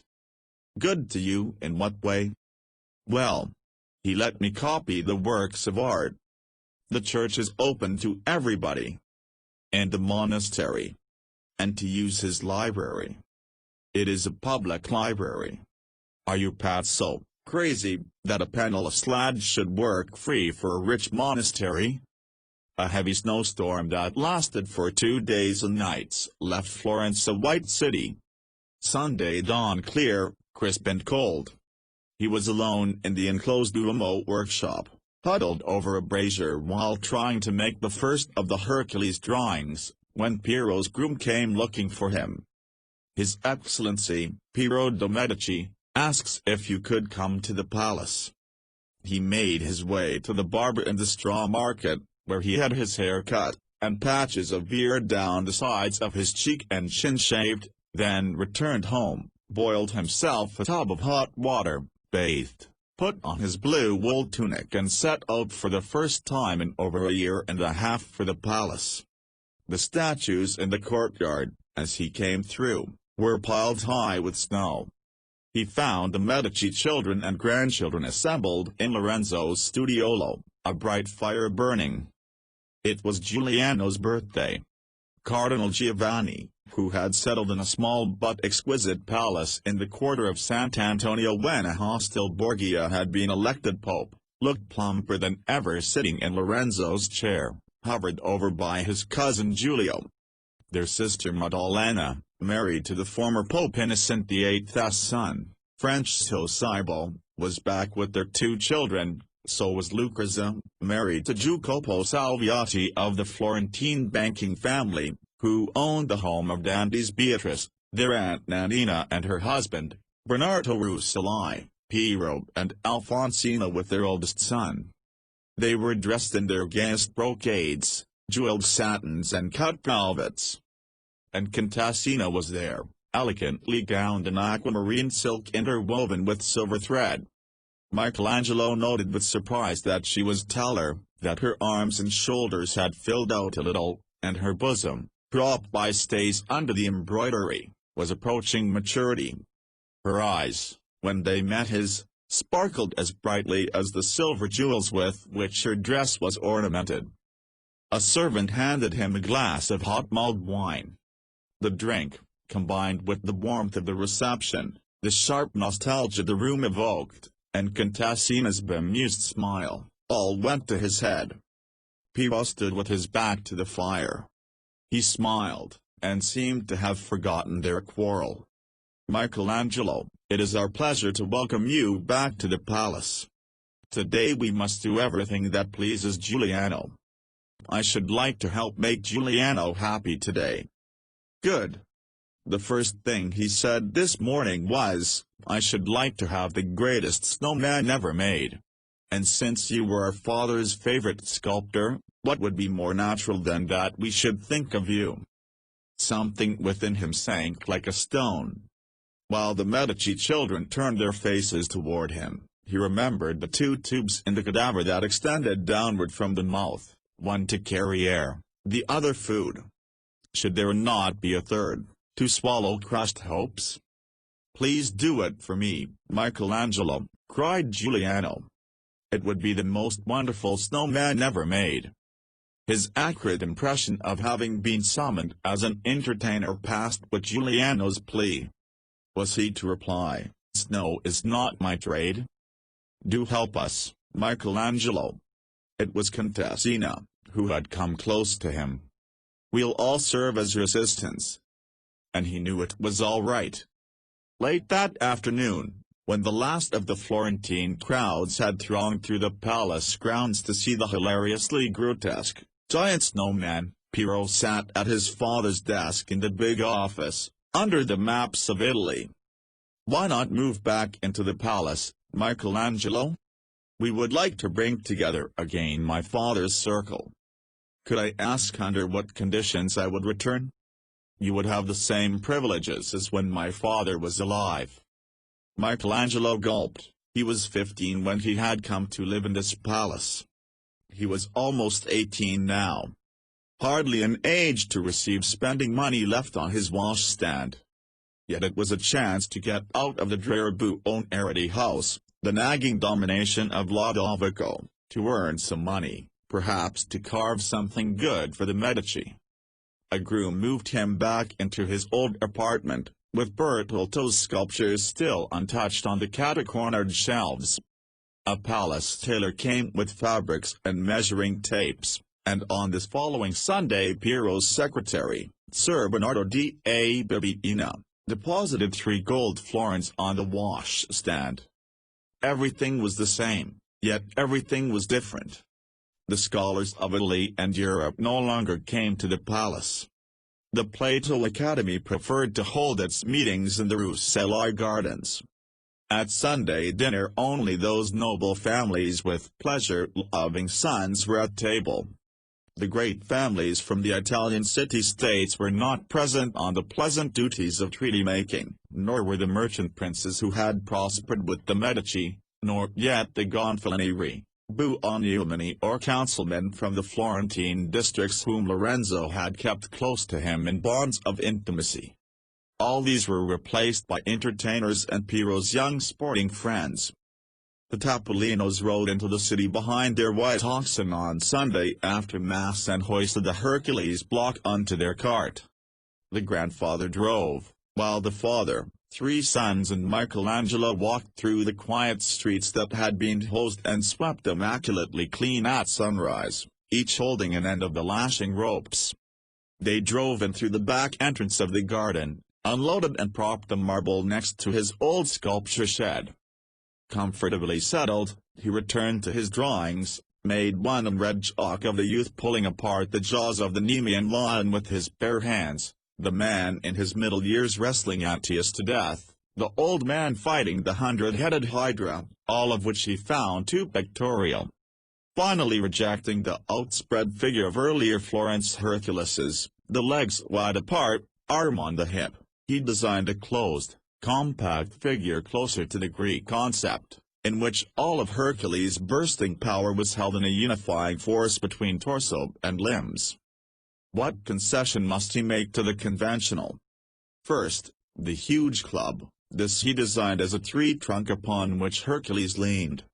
The inevitable lion's belt, which had always formed a frame for the figure, he knotted far out on one shoulder, letting the barest suggestion fall across the chest, concealing nothing of the heroic torso.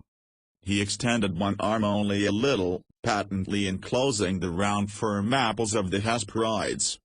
The club, the long lion skin, the apples had been used by former sculptors to depict fortitude. His Hercules, naked before the world, would carry within its own structure everything that mankind needed of fortitude and resolution.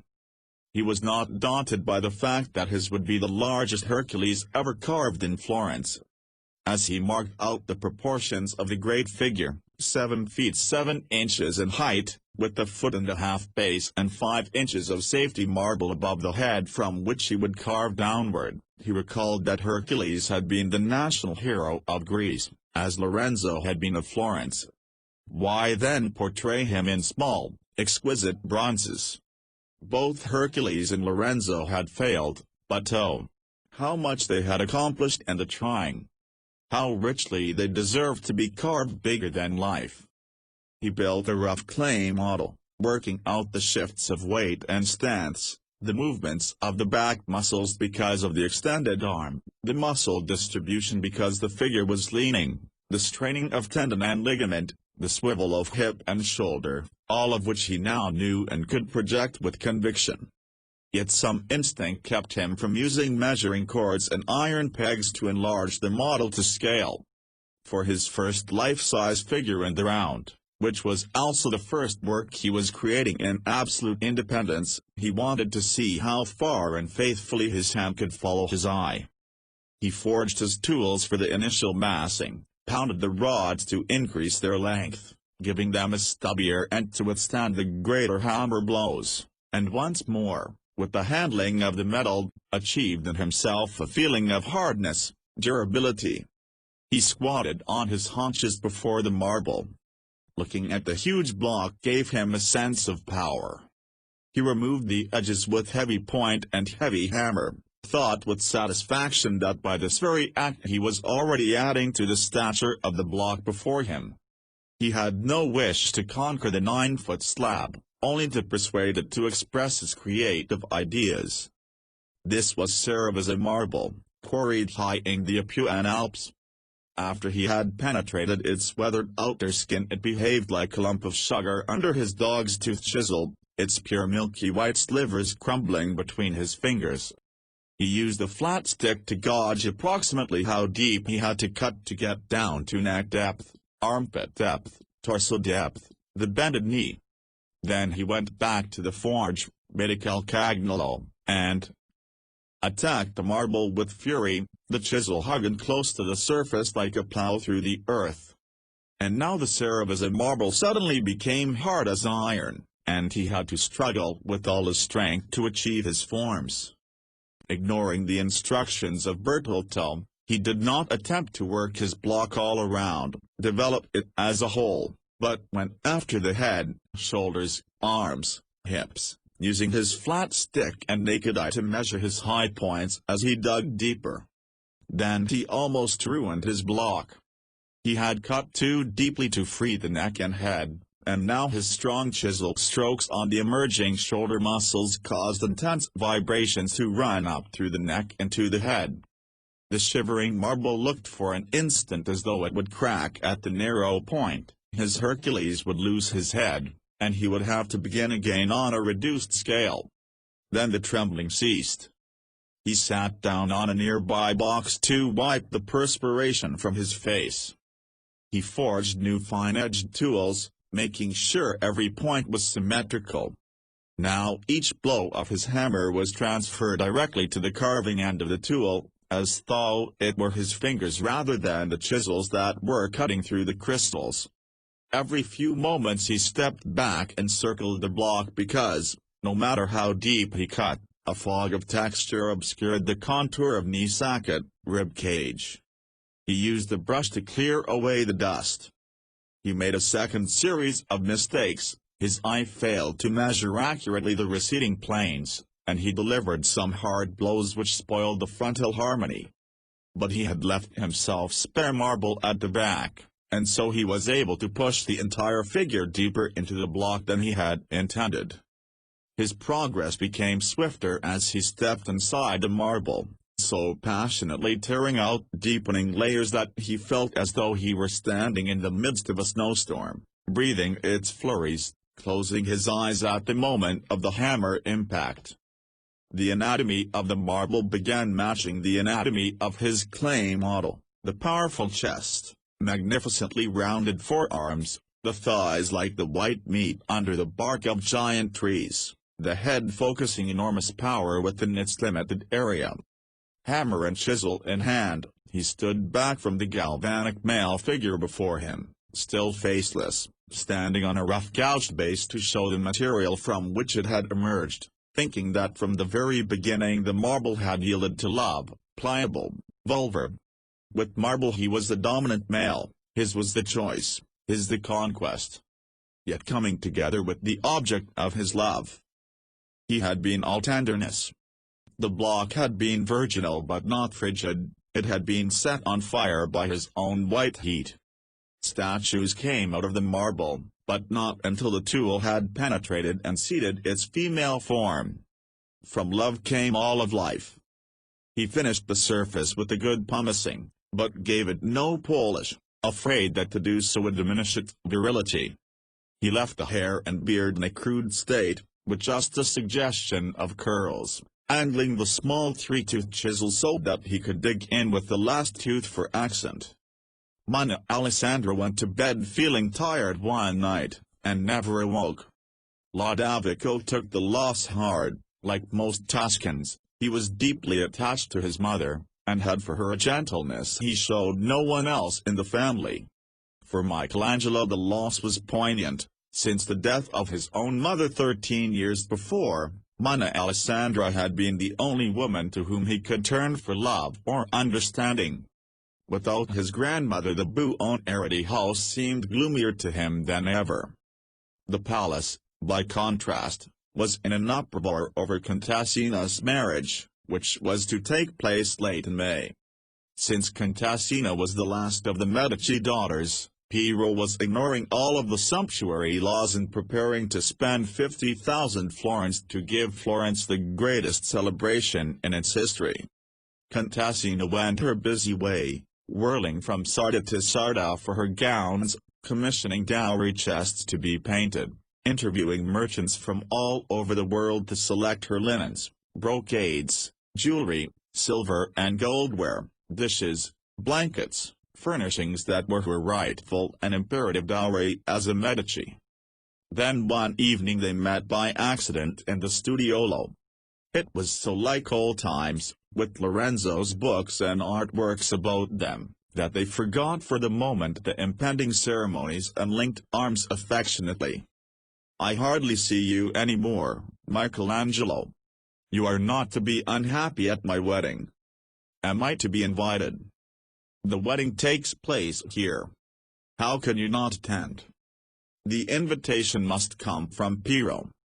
Stop being difficult." Her eyes flashed with the anger he remembered flaring up at his other obstinacies. "You will celebrate for 3 days, just as I will." "Not quite," he replied, and they both blushed. Ghirlandaio was commissioned by Piero to take charge of the scenery for the wedding pageant, ball, banquet, theatricals. The palace was full of singing, dancing, drinking, revelry. Yet Michelangelo was lonely. He spent most of his time in the garden. Piero was polite but distant, as though having his father's sculptor under his roof was all he had been after. The feeling of being an exhibit was strengthened when he heard Piero boast that he had 2 extraordinary persons in the palace, Michelangelo, who made great snowmen, and a Spanish footman who ran so fast that Piero, riding his best horse at a gallop, could not outrun him. "Excellency, can we speak seriously about my carving marbles? I wish to earn my keep." There was incredulity in Piero's expression. "A couple of years ago you were offended because I treated you as a tradesman. Now you are offended because I do not. How is one to keep you artists happy? I need a goal such as your father outlined to me." "What was that?" "To build a facade for San Lorenzo, with niches for 20 life-size marble figures. He never mentioned it to me. It was before he went out to Kerji the last time." "Ah well, the fleeting dreams of a dying man. Not very practical, are they? You just keep yourself busy as best you can, Buonarrotti, and someday I'll think of something for you to do." He watched the wedding gifts roll in from all over Italy, Europe and the Near East, from Lorenzo's friends, from business associates of the Medici, rare jewels, carved ivories, perfumes, costly satins from Asia, goblets and bowls of gold from the Orient, carved furniture.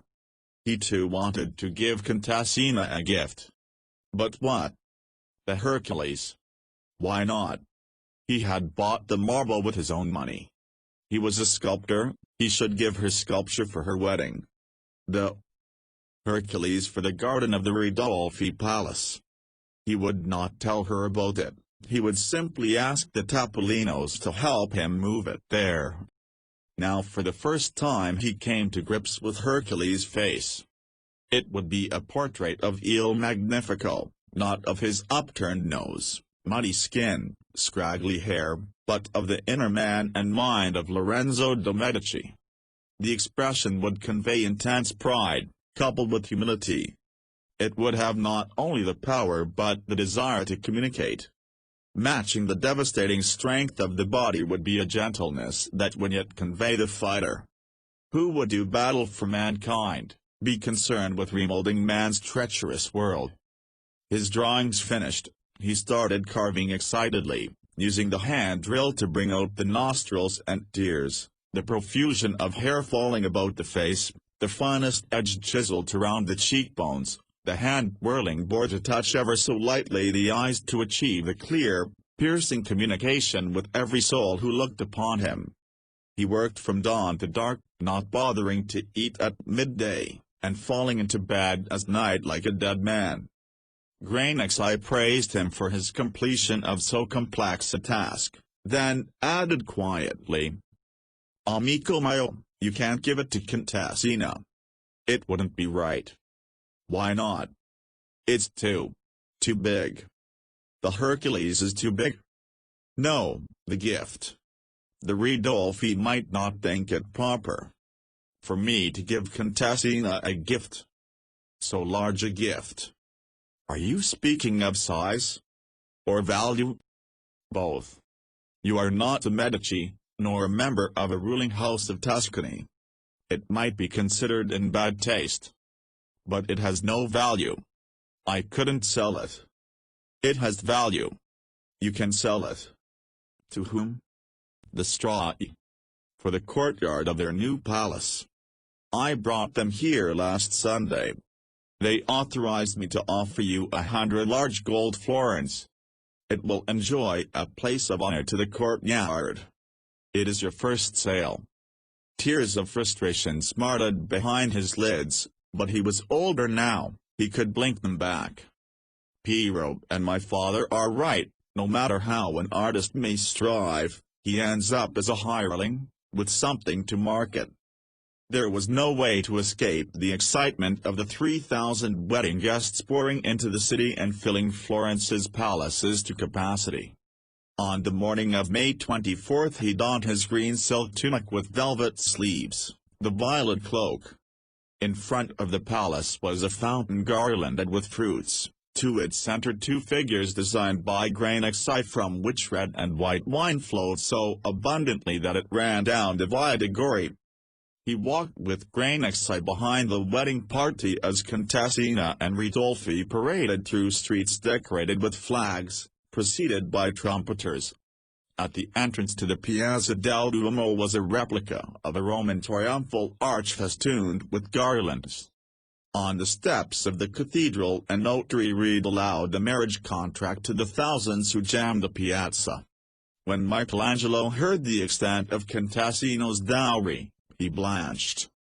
At the family church of San Lorenzo, Piero formally presented Cantassina to Ridolfi, who placed the betrothal ring on her finger. Michelangelo remained at the back of the church and slipped out the side door in the middle of the nuptial mass. A wooden stand filled one side of the square, to accommodate the crowds, while to the center there was a 50-foot tree supporting a white pavilion to which musicians played. The surrounding houses were hung with tapestries. The wedding party emerged from the church, Ridolfi tall in his white satin cloak, jet black hair framing his thin, pale face. Michelangelo stood on the steps watching Cantassina in her crimson samite gown with its long train and collar of white ermine, on her head an elaborate headdress mounted on a crimson support and adorned with carved gilt beads. As soon as she was seated in the bedecked stands the entertainment began, a play depicting a fight between chastity and marriage, a tournament in which Piero jousted, and, as the climax, a contest of the knights of the she-cat in which a man, naked to the waist and with shaven head, entered a cage on a wooden platform where he had to kill a cat with his teeth, without using his hands. A seat had been reserved for him in the dining salon. The finest produce of Tuscany had been brought to the palace for the feast, 800 barrels of wine, 1,000 pounds of flour, of meat, of game, of marzipan. He watched the ceremonial acts of a child being placed in Cantassina's arms and a gold florin in her shoe to bring fertility and riches.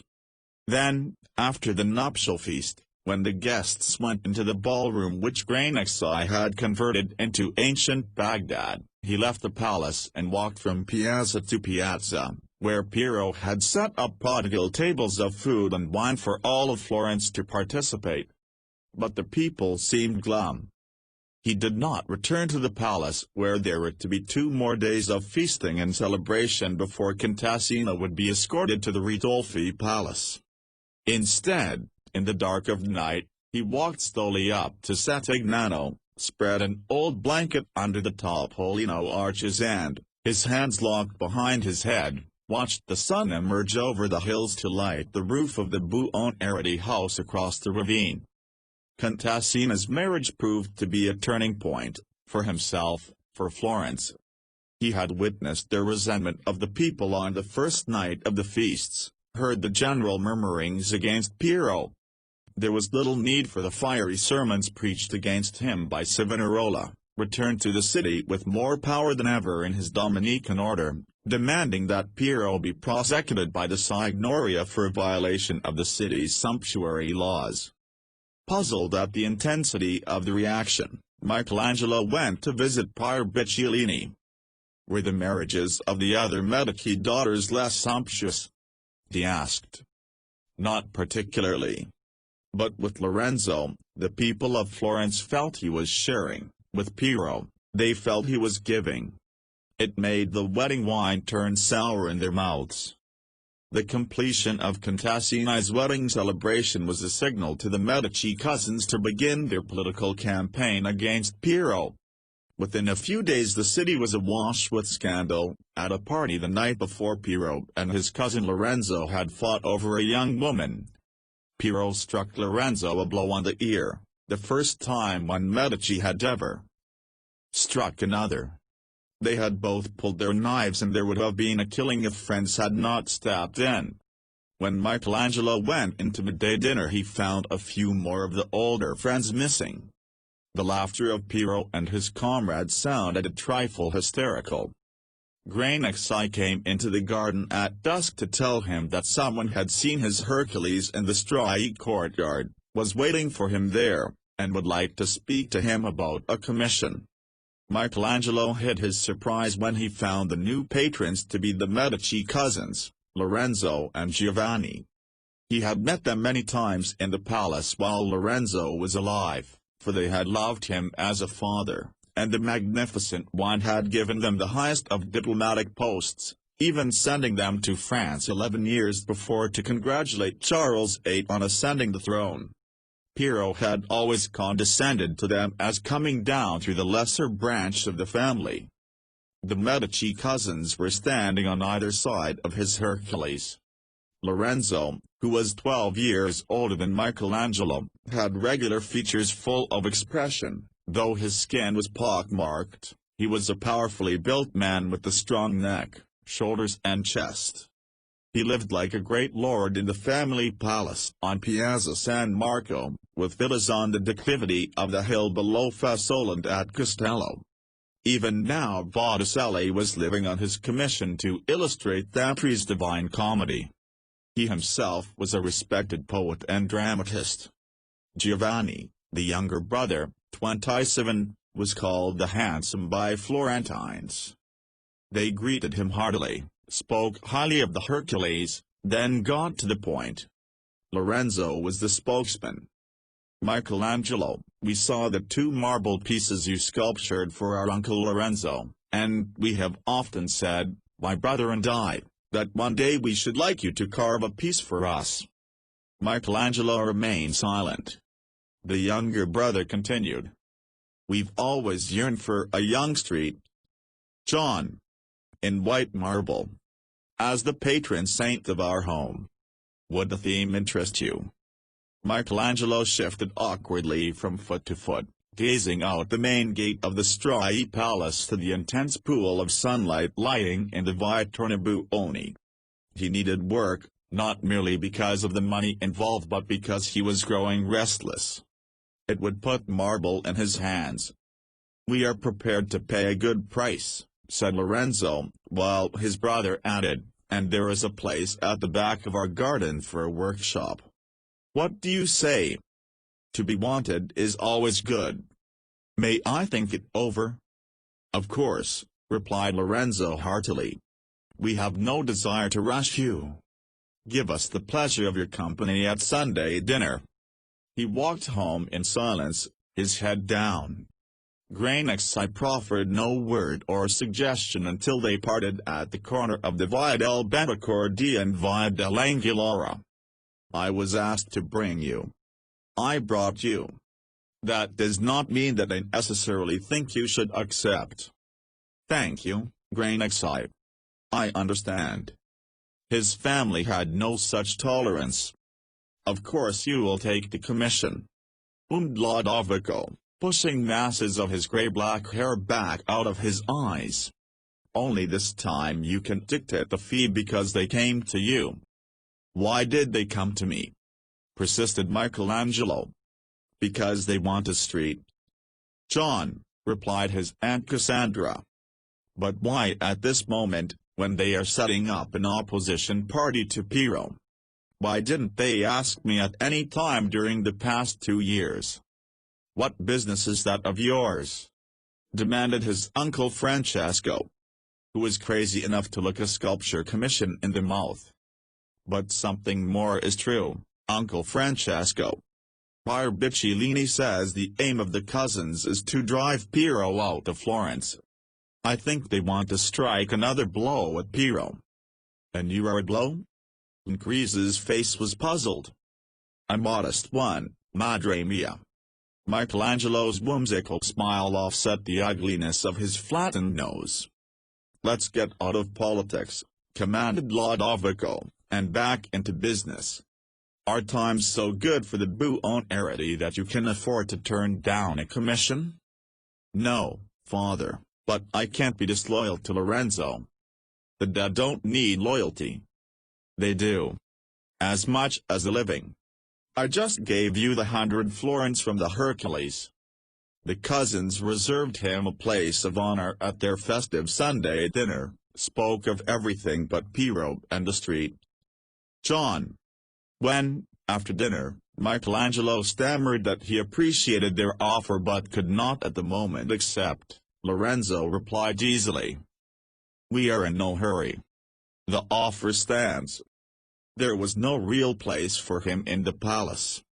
He served no purpose and was valuable to no one except Giuliano, who needed the affection. He went looking for jobs to justify his presence, sorting Lorenzo's collection of drawings, adding Piero's occasional acquisition of an ancient medallion or carved gem to its proper place in the cabinets. Lodovico had told him that he did not have the price of pride, but sometimes a man's nature did not give him the choice of deciding whether he could afford a trait of character with which he had been born. Piero too was unhappy, sitting at table paled, cold, as he asked his few remaining friends, "Why can't I get the Signoretta to see things my way? Why do I have trouble with everything, when my father had life so smooth?" Michelangelo posed the question to Prior Bicciolini, who sat back in his black tunic with the white shirt showing crisp and clean at the throat. His eyes snapped with anger. His four Medici ancestors considered the act of governing as the art of governing. They loved Florence first, themselves second. Piero.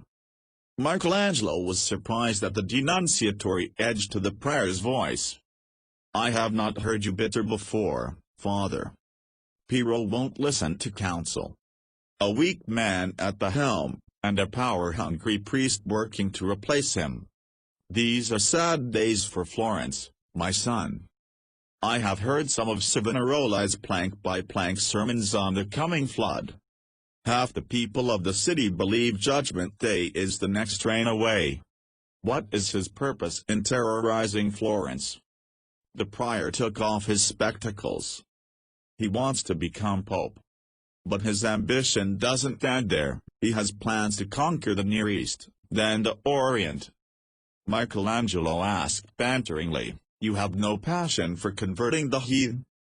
The prior was quiet for a moment. "Would I like to see an all-Catholic world? Only if the world wished to be converted. And certainly not by a tyrant who would burn down the humanities and destroy the world's mind to save its soul. No true Christian would want that." At the palace he found an urgent message from his father. Lodovico led him into the boy's bedroom, lifted a pile of clothing from the top of Giovansimone's locker, and scooped out a pile of jewelry, gold and silver buckles, medallions. "What does this mean?" he asked Michelangelo. "Has Giovansimone been burglarizing people's home at night?" "Nothing quite so illegal, father. Giovansimone is a captain in Savonarola's army of boys. They strip women in the streets who violate the padre's orders against wearing jewelry in public. They knock on doors, 20 or 30 of them, if they hear of a family violating the sumptuary laws, and strip it bare. If they meet opposition, they stone people half to death. But is Giovansimone allowed to keep these things? They must be worth hundreds of florins.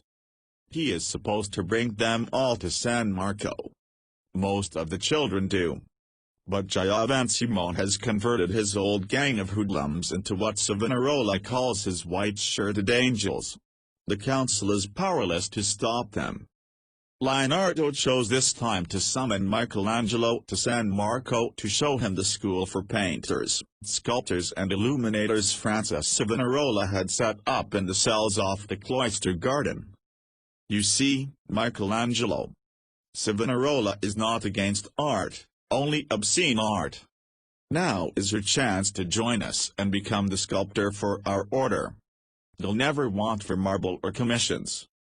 "What will I sculpture?" "What does it matter to you what you sculpture, as long as you are working?" "Who will tell me what to carve?" "Francis Savonarola."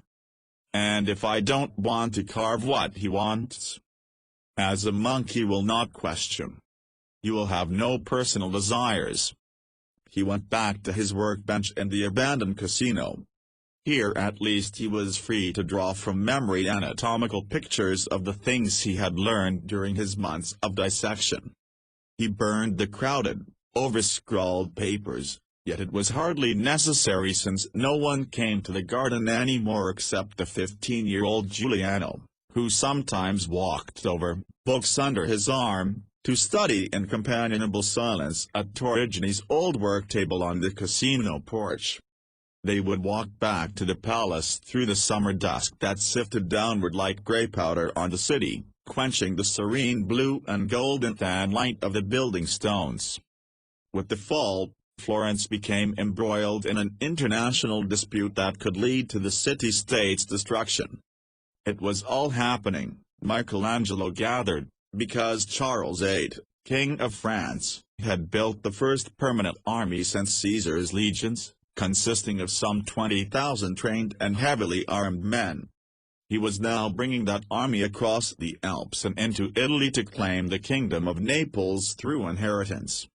During Lorenzo's lifetime, Charles VIII would have been too friendly to the Medici to threaten a march across Tuscany. If he had, Lorenzo's allies, the city-states of Milan, Venice, Genoa, Padua, Ferrara, would have closed ranks to keep him out. But Piero had lost these allies. The Duke of Milan had sent emissaries to Charles, inviting him to Italy. The Medici cousins, who had been at Versailles for his coronation, assured the king that Florence awaited his triumphal entry. Because of the alliance of the Orsini, his mother's and wife's family, with Naples, Piero refused Charles safe passage. Yet during the months from spring to autumn he did nothing to assemble soldiers or arms to stop the French king if he did invade. The citizens of Florence who would have fought for Lorenzo were ready to welcome the French because they would help drive out Piero. Savonarola too invited Charles to enter Florence. By the middle of September Charles VIII had brought his army across the Alps, being welcomed by the Duke of Milan, and sacked the town of Rapallo. The news threw Florence into a fever. All normal business was suspended, yet when Charles again sent his emissaries to ask for safe passage, Piero turned them away without a definite answer. The French king vowed to storm through Tuscany and conquer the city. Michelangelo now had a new neighbor in the palace. Piero imported Alfonsino's brother, Paolo Orsini, to lead 100 mercenaries to stop Charles's army of 20,000. A dozen times Michelangelo vowed he would flee the palace, travel to Venice as Lorenzo had suggested. Loyal to Lorenzo, to Contessina, Giuliano, and even to Cardinal Giovanni, he had no feeling whatever for Piero, who had given him a home, a place to work and a salary. But he could not bring himself to join the deserters. His 3 years under Lorenzo in the garden and palace had been years of excitement, growth, learning, mastery of his tools and trade, every day a precious jewel to be valued, cherished, every day like a year of maturing. And now, for the better part of these last 2.5 years since Lorenzo's death, he had been stopped in his tracks. He was a better draftsman, yes, thanks to Pier Biccolini and his months of dissection, but he felt less alive, less knowledgeable, less creative than he had in the flesh of his training by Bertoldo, Il Magnifico, Pico, Poliziano, Longino, Ficino, Benivieni. For a long time he had been traversing the bottom half of a circle. How did he get into an upward swing again? How did he rise above the tumult, fears, paralysis of Florence, start his mind and hands working again as a sculptor? How indeed, with even Poliziano going to Savonarola for absolution, begging in his last words to be taken into the Dominican order so that he could be buried in a monk's habit inside the walls of San Marco. Granexi would give him no counsel. Bogardini said simply, "If you go to Venice, I go along." When Jacopo heard that Michelangelo was thinking of the journey he sought him out and cried, "I always wanted to see Venice. On somebody else's Florence. Take me along. I will protect you on the road from assassins." By telling them jokes? Jacopo screwed up his face, said, "Laughter is a lance. What do you say?" "Agreed, Jacopo. When I leave for Venice, I'll take you with me." On September 21, Francis Savonarola, in a final effort to drive Piero out, preached the climactic sermon in the Duomo. Florentines jammed the cathedral. Never before had the friar had such power, and never had his voice rung out with such a clap of doom. The hair of the Florentines stood on end as they cried and lamented, while Savonarola portrayed the destruction of Florence and every living creature in it. Now the earth was corrupt in God's sight, and the earth was filled with violence. And God saw the earth, and behold, it was corrupt, for all flesh had corrupted their way upon the earth. For behold, I will bring a flood of waters upon the earth, to destroy all flesh, in which is the breath of life from under heaven. Everything that is on the earth shall die. The friar's faintest whisper pierced the remotest corners of the vast cathedral. Each stone served as a rebounding wall. Michelangelo, standing just inside the doors, felt closed in on every side by a sea of sound, drowning him like rising waters. He returned to the streets surrounded by a mass of people half dead with fright, speechless, their eyes glassy. Only Prior Bicellini was calm. But, Michelangelo, that is necromancy. From the darkest ages of man, God himself promised Noah and his sons, in Genesis 9:9-11, that there would never be a second deluge. Here is a covenant I will observe with you and with your children after you. Nevermore will the living creation be destroyed by the waters of a flood, never again a flood to devastate the world. Now tell me, by what right does Savonarola rewrite the Bible? One day Florence is going to find out it has been made a fool of. The prior's soft voice dispelled Savonarola's spell. At that time you can open the gates of Santo Spirito to him, to save him from the mob, suggested Michelangelo. The prior smiled dryly. Can't you imagine Savonarola taking the vow of silence? He'd sooner burn at the stake. The web closed tighter each day. Venice declared herself neutral, Rome declined to provide troops. Charles attacked the frontier fortresses of Tuscany, a few of them fell. Pietrus and his marble quarrymen put up a good fight, but it could be only a few days before the French army entered Florence. He had little opportunity for rational thought. Alternating hysterias of fear and relief swept the populace, with all of the city in the streets, summoned to the Piazza della Signoria by the ringing of the great bell in the tower, to hear the news. Was the city to be sacked? The Republic overthrown? Was the wealth, art, trade, security, prosperity to be gobbled up by an invading monarch with a powerful army, after Florence had lived at peace with the world for so long that it had no more army, weapons, no will to fight? Had the second deluge begun? One morning Michelangelo rose to find the palace abandoned. Piero, Orsini and their staffs had rushed out to treat with Charles. Alfonsina had left with her children and Giuliano for a refuge in a hillside villa. Aside from a few old servants, Michelangelo seemed alone. The magnificent palace was frightening in its hollow silence. Lorenzo's body had died in Carigi, and now the great spirit of the man, represented by his magnificent library and artworks, seemed to be dying as well. As he walked the echoing corridors and looked unto the big empty rooms, something of the dread odor of death pervaded them. He ought to know, he who had become an expert in the Santo Spirito dead room. Chaos continued. Piero prostrated himself before Charles, offered the conqueror the coast fortresses, Pisa and Leghorn, and 200,000 florins if he would continue down the coast and avoid Florence. Outraged at this humiliating capitulation, the city council rang the bell on top of the Signoria, summoned the people, and castigated Piero for his cowardice, foolishness, ineptitude, surrender. A delegation, including Francis Savonarola, was sent to Charles. It ignored Piero. Piero dashed back to Florence to reassert his rights. The city was wild in its rage against him. He demanded to be heard.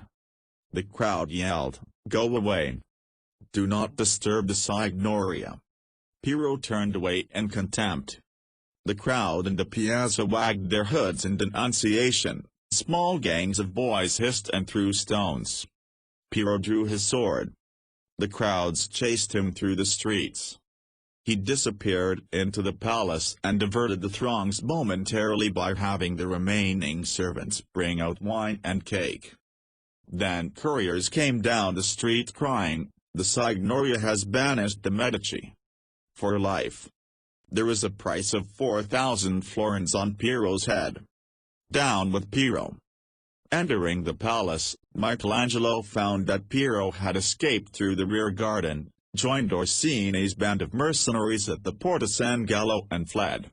Cardinal Giovanni, his fat face red with perspiration from the armload of manuscripts he was carrying, behind him two of his house servants also loaded down with fine bindings, was cutting through the garden and out the rear gate to safety.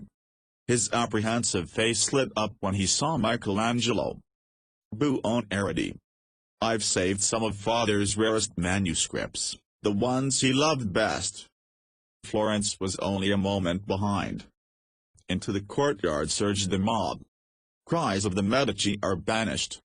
were followed with "Everything in the palace is ours." Rioters poured down into the wine cellars, broke open bins, and when they could not edge out the corks, smashed the bottles against the walls. Hundreds of bottles and demijohns passed from hand to hand and mouth to mouth, were drunk from blindly in long untasting gurgles, the wine spilling so freely it flooded the cellar. Now, brutally, this first contingent mounted the stairs, passing those pressing their way down, to sack the palace. Michelangelo stood defensively before the Donatello David. The crowd still poured through the main gate, jamming the courtyard, individual faces that he had seen all his life on the streets and in the piazzas, quiet, good-natured people, suddenly inflamed, bent on destruction, with the faceless irresponsibility of the mob. What had caused the change? Was it the sense of being within the Medici palace for the first time as masters rather than outsiders? He was knocked very hard against the David and a lump was raised on his head. The Donatello Judith and Holofernes standing nearby was picked up base and all, and with a roar of approval carried out through the rear garden. What was too big to move, Roman portraits and marble busts, was shattered with smashes of pikes and poles. He edged along the wall, raced up the main staircase, ran at top speed down the corridor to the studiolo, slammed the door behind him, searched for the bolt. There was none.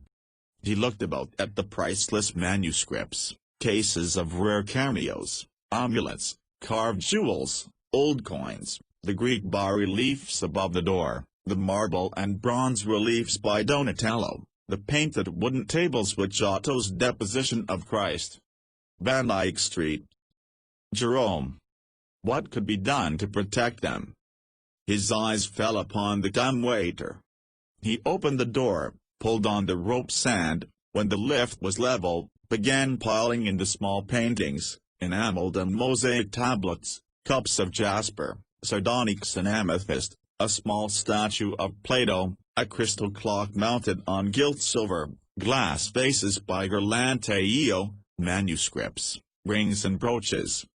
The old toothless one that he had copied for his own first piece of sculpture he stuffed inside his shirt. Then he pulled the opposite comma, sent the box down away and closed the door. A mass of humanity reached the studiolo at that moment and began looting the room like locusts.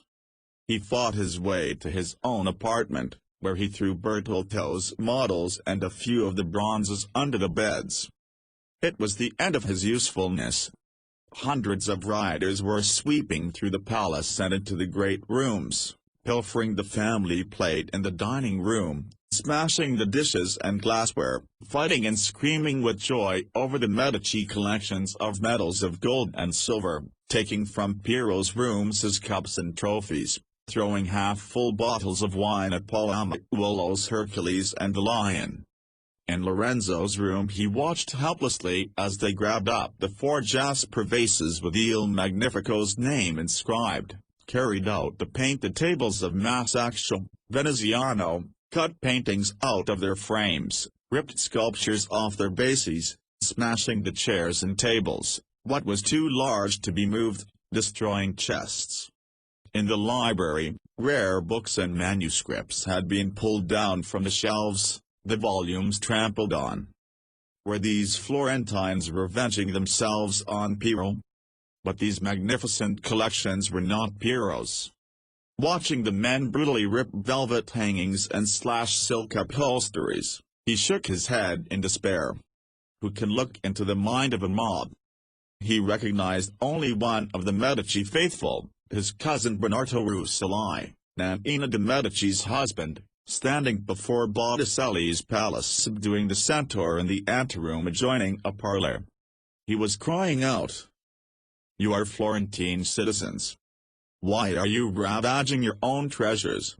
Stop, I implore you." To Michelangelo he appeared a heroic figure, his eyes blazing and arms outstretched to protect the canvas. Then Rucellai was knocked down. Michelangelo struggled to the prostrate form, picked the man up in his arms and carried him, bleeding, into a small storage room next door. He thought, ironically, "This is the most intimate contact I have had with my mother's side of the family." The palace was a shambles. Then, in Lorenzo's office, after tearing the maps and tapestries from the walls, some burly porters succeeded in smashing open the safe. Out came a rain of 20,000 florins, which sent the mob into a final paroxysm of joy as they fought each other for the gold coins. He made his way down the rear staircase and out through the garden, then through back alleys to the Ridolfi Palace. He asked a groom for pen and ink, wrote Contessina a brief note, "When it is safe, send someone to your father's studiolo." I loaded the food lift as full as I could. He signed it M.B. He made 2 stops on his way home, at Bogardini's and Giucopo's, leaving word for them to meet him at the Porta San Gallo at midnight. When the city at last slept he slipped past the quiet houses to the Medici stables. 2 of the grooms had stayed with the horses, keeping them quiet during the pandemonium around them. They knew that he had the right to take out horses whenever he desired. They helped him saddle up 3. He rode one, led the other 2. There was no guard at the gate. Bogardini was waiting, complacently standing in the dark cutting his long fingernails with a knife. Jacopo arrived shortly after. They started out for Venice. By afternoon of the second day they had crossed the Apennines and dropped down out of the Futa Pass into Bologna, enclosed by orange brick walls, its turrets and almost 200 towers, several of them leaning more crazily than the one at Pisa, puncturing the pellucid Emilian skies. They entered the city toward the riverside, through the legerdemains of a produce market which a bevy of old women in black were sweeping with brooms made of twigs tied to small branches. They asked one of the crones for a direction, and made for the Piazza Comunale. The narrow tortuous streets, covered over by the protruding second floor of the houses, were suffocatingly airless. Each Bolognese family had built a tower for protection against its neighbors, a Florentine custom that had been abolished by Cosimo, who had obliged the Florentines to saw off their towers at roof height. The wider streets and the piazzas were lined with arches of orange brick to protect the people from snow, rain and the intense summer heat, so that the Bolognese could traverse his town from any direction and never be exposed. They reached the main square with its majestic church of San Petronio at one end, and the communal palace covering an entire side, dismounted, and were promptly surrounded by Bolognese police. "You are strangers in Bologna?" "Florentines," Michelangelo replied. "Your thumbs, if you please." "Thumbs? What do you want with thumbs?" to see the mark of the red wax. We don't carry red wax. Then you will have to come with us. You are under arrest. They were led to the customs office, a series of rooms buried behind porticos, where the officer in charge explained that every stranger coming into Bologna had to register and be thumbprinted as he came through one of the city's 16 gates. "How could we know?" demanded Michelangelo. "We've never been here before." Ignorance of the law excuses no one. You are fined 50 Bolognese pounds. 50 Bolognese. We don't have that much money. Too bad. 50 days in gaol. Michelangelo stared with open-mouthed speechlessness at Bogardini and Jacopo. Before they could recover their wits, a man stepped forward. "May I speak with the young men, officer?" "Certainly, Excellency." To Michelangelo the man said, "Is not your name Buonarrotti?" "It is." "Is not your father an officer of the Florentine customs?" "Yes, sir." The Bolognese turned to the customs official. "Our young man here comes of a fine Florentine family. His father has charge of a branch of their customs office, as you have. Do you not think our two sister cities might exchange hospitality with its important families?" Flattered, the officer replied, "Assuredly, Excellency. I will guarantee their conduct." Back in the brittle winter sun of the piazza, Michelangelo studied his benefactor. He had a broad pleasant face, without a vestige of strain. Though a touch of gray indicated that he might be in his mid-40s, he had the smooth skin, high coloring and beardless face of a younger man, with small, perfect white teeth and small mouth held almost prisoner between a strong nose and chin. His brows came only halfway across his eyes from the bridge of his nose, then pointed upward quizzically. He was wearing a soft black wool robe with a white ruffled collar. "You are most kind, and I am stupid. You remembered my unmemorable face, while I, though I knew we had met. We sat next to each other at one of Lorenzo de' Medici's dinners," explained the man. "Of course. You are Signor Aldovrandi. You are Podesta of Florence. You told me about the work of a great sculptor which is here in Bologna. Jacopo della Quercia. Now I will have an opportunity to show it to you. Won't you and your friends give me the pleasure of your company at supper?" "The pleasure will be ours," grinned Jacopo. "We haven't delighted our stomachs since we lost sight of the Duomo." "Then you have come to the right city," replied Aldovrandi. "Bologna is known as La Grassa, the fat. Here we eat better than anywhere in Europe." They left the piazza, walked to the north, with the church of San Pietro on the right, the connecting seminary on the left, then turned onto the Via Galliero. The Aldovrandi Palace was number 8 on the left side of the street, a gracefully proportioned building of brick, 3 stories high. There was a no-give door framed by a colored terracotta frieze with the family coat of arms. The windows were arched and divided by marble columns.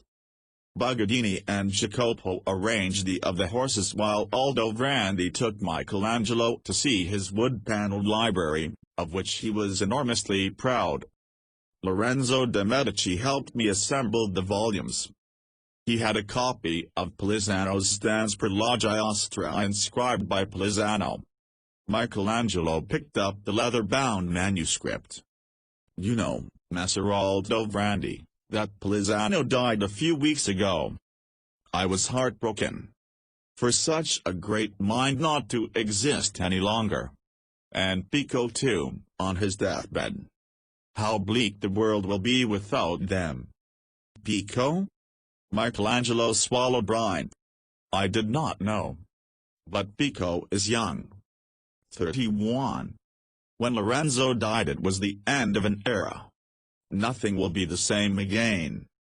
Michelangelo held a poem in his hand, began reading aloud, hearing the voices of the Plato Four instructing him. Aldovrandi said with respect, You read well, my young friend. Your diction is clear and you have a way of phrasing a line. I had good teachers. You like to read aloud. I have all of the great poets, Dante, Petrarch, Pliny, Ovid. I had not thought I liked it. Tell me, Michelangelo, what brings you to Bologna?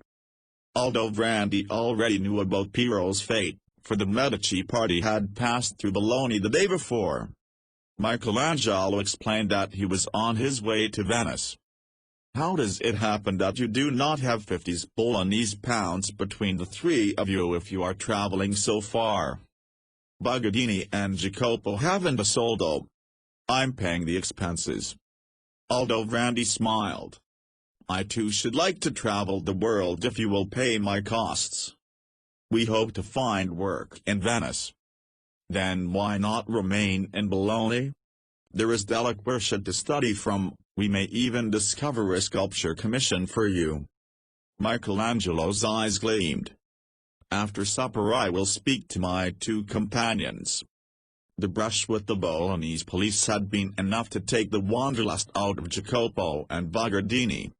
Neither were they interested in the sculpture of deliquescence. They decided they would prefer to return to Florence. Michelangelo gave them the money for the journey and asked them to lead back his Medici horse. He then told Aldovrandi he would remain in Bologna and find lodgings. Unthinkable, replied Aldovrandi. No friend and protégé of Lorenzo de' Medici may live in a Bolognese inn.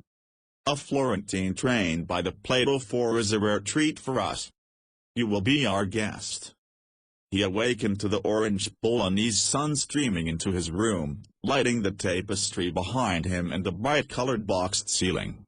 In a painted coffer at the foot of the bed he found a linen towel, then washed himself in a silver bowl on a chest under the window, his naked feet warm on the Persian rug.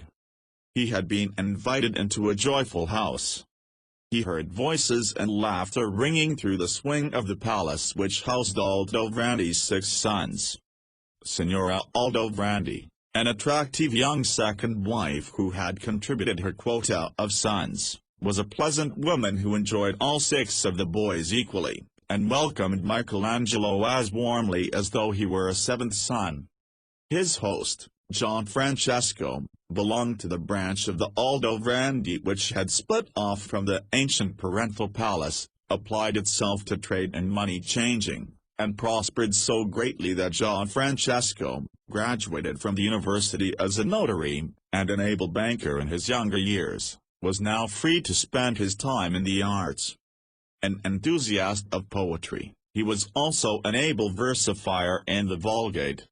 He had risen rapidly in the political life of the city-state, senator, Gonfalonier of Justice, member of the ruling 16 reformers of the Free State which governed Bologna, an intimate of the ruling Bentivoglio family. It is the one regret of my life that I cannot write in Greek and Latin, he told Michelangelo over a sweet bun and hot water flavored with spice as they sat at the end of the 40-place walnut dining table with its coat of arms inlaid in the center. I read them, of course, but in my youth I spent too much time changing money instead of meters. He was an avid collector. He escorted Michelangelo through the palace to show him painted diptychs, carved wooden tablets, silver and gold bowls, coins, terracotta heads, ivories, bronzes and small carved marbles. But no important local art, as you can see, he explained ruefully. It is a mystery to me, why Florence and not Bologna. We are as rich a city as you, our people are as vigorous and courageous. We have a fine history and music, scholarship, but we have never been able to create great painting or sculpture. Why? With all respect, why are you called Bologna, the fat? Because we are gourmets, and have been famous since Petrarch's time for the pleasures of the flesh. We are a self-avowed carnal city. Could that be the answer? That when all wants are satisfied there is no need for art? Yet Florence is rich, it lives well. the Medici, the Strozzi, a few families. Tuscans are lean by nature and frugal. We don't derive pleasure from spending. I don't ever remember another family eating in our house, or our family eating with friends. I don't remember the Buonarrotti giving or receiving a gift. We like to earn money, but not to spend it. And we Bolognese think money is made only to be spent. Our whole genius has gone into the refinement of our pleasures. Did you know that we have created an amor Bolognese? That our women will not wear Italian patterns, but only French? That they must use several different materials in a single dress? That our sausages are so special, we guard the recipe as though it were a state secret? At the midday dinner there was a full complement of 40 at the table, Aldovrandi's brothers and nephews, professors from the University of Bologna, reigning families from Ferrara and Ravenna passing through, princes of the church, members of Bologna's ruling Sistine. Aldovranti was a charming host but, unlike Lorenzo, he made no effort to hold his guests together, to transact business or accomplish any purpose other than enjoyment of the superb fishes, sausages, meats, wines, storytelling and camaraderie. After the riposo Aldovranti invited Michelangelo for a tour of the city. They walked under the arches where the shops displayed the most delicious foods of Italy, exquisite cheeses, the whitest of breads, rarest of wines, the rows of butcher shops in the Borgo Gallery displaying more meat than Michelangelo had seen in a year in Florence, than the old fish market, with the sweet produce of the marshy valleys around Ferrara, sturgeon, crawfish, mullet. The hundreds of game sheds were selling the fruit of yesterday's hunt, roe deer, quail, hare, pheasant, and in every block of the city their world-famous lamb. Everywhere Michelangelo passed students from the university, who did their studying at the little cafes under the orange-colored porticos, playing dice and cards between pages of their assignments. There is one thing I miss, Messer Aldovranti. I have seen no stone sculpture. Because we have no stone quarries.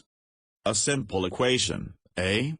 But we have always brought in the best marble carvers who would come, Nicola Pisano, Andrea from Fessol near you, Della Quercia from Siena, Del Ricca from Bari.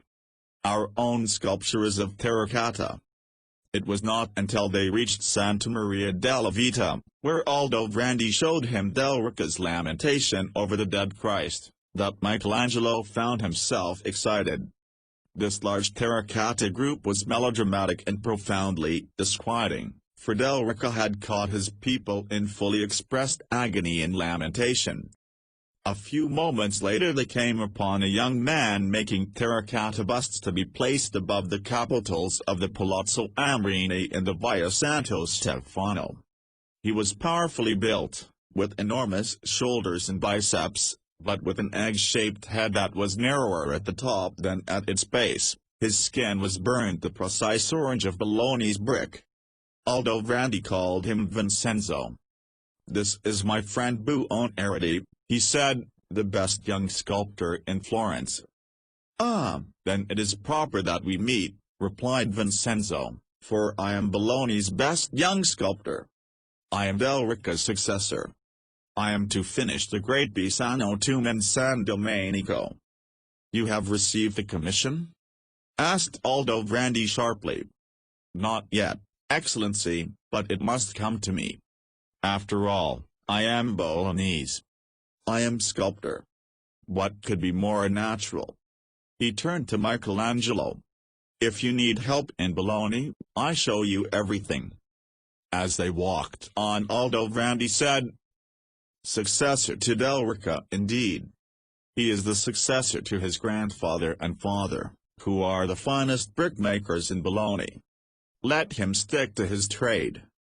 They made their way to the church of San Domenico, built in 1218 by the Dominican brothers. The interior had 3 naves, more ornate than most Florentine churches, with the sarcophagus of St. Dominic by Nicola Pisano, to which Aldovandi led him. He pointed out the marble carvings that had been done in 1267, and then the work that had been continued by Niccolò del Ricca. Del Ricca died 8 months ago. There are 3 figures left to be sculptured, an angel here on the right street, Petronius holding the model of the city of Bologna, and a street, Preculus. These are the marbles that Vincenzo said he was going to carve. Michelangelo looked hard at Aldovandi. The man added nothing more, merely led him out of the church and to the Piazza Maggiore to see the work of Jacopo della Quercia over the main portal of San Petronio. He held back, letting Michelangelo go forward alone. Michelangelo stood transfixed, gasping in astonishment and delight. Aldovandi came forward. Did you know that della Quercia competed for the bronze doors of the baptistery in Florence? Back in 1400. Ghiberti beat him out. These 5 scenes on either side of the lateral supports, and the 5 above, are his answer to the rejection. Here in Bologna we think they are as good as Ghiberti's. Michelangelo stood before the stone panels shaking his head in disbelief. This could be the single greatest sculpture he had ever laid eyes on. Perhaps as good, perhaps better, certainly different, he replied. Della Quercia was as much an innovator as Ghiberti. Look at how alive he makes his human figures, how they pulsate with inner vitality. Raising and lowering his arms, he indicated first one then another of the panels, exclaiming, "That carving of God! Of Adam and Eve! Of Cain and Abel! Of Noah drunk! Of the expulsion from the garden!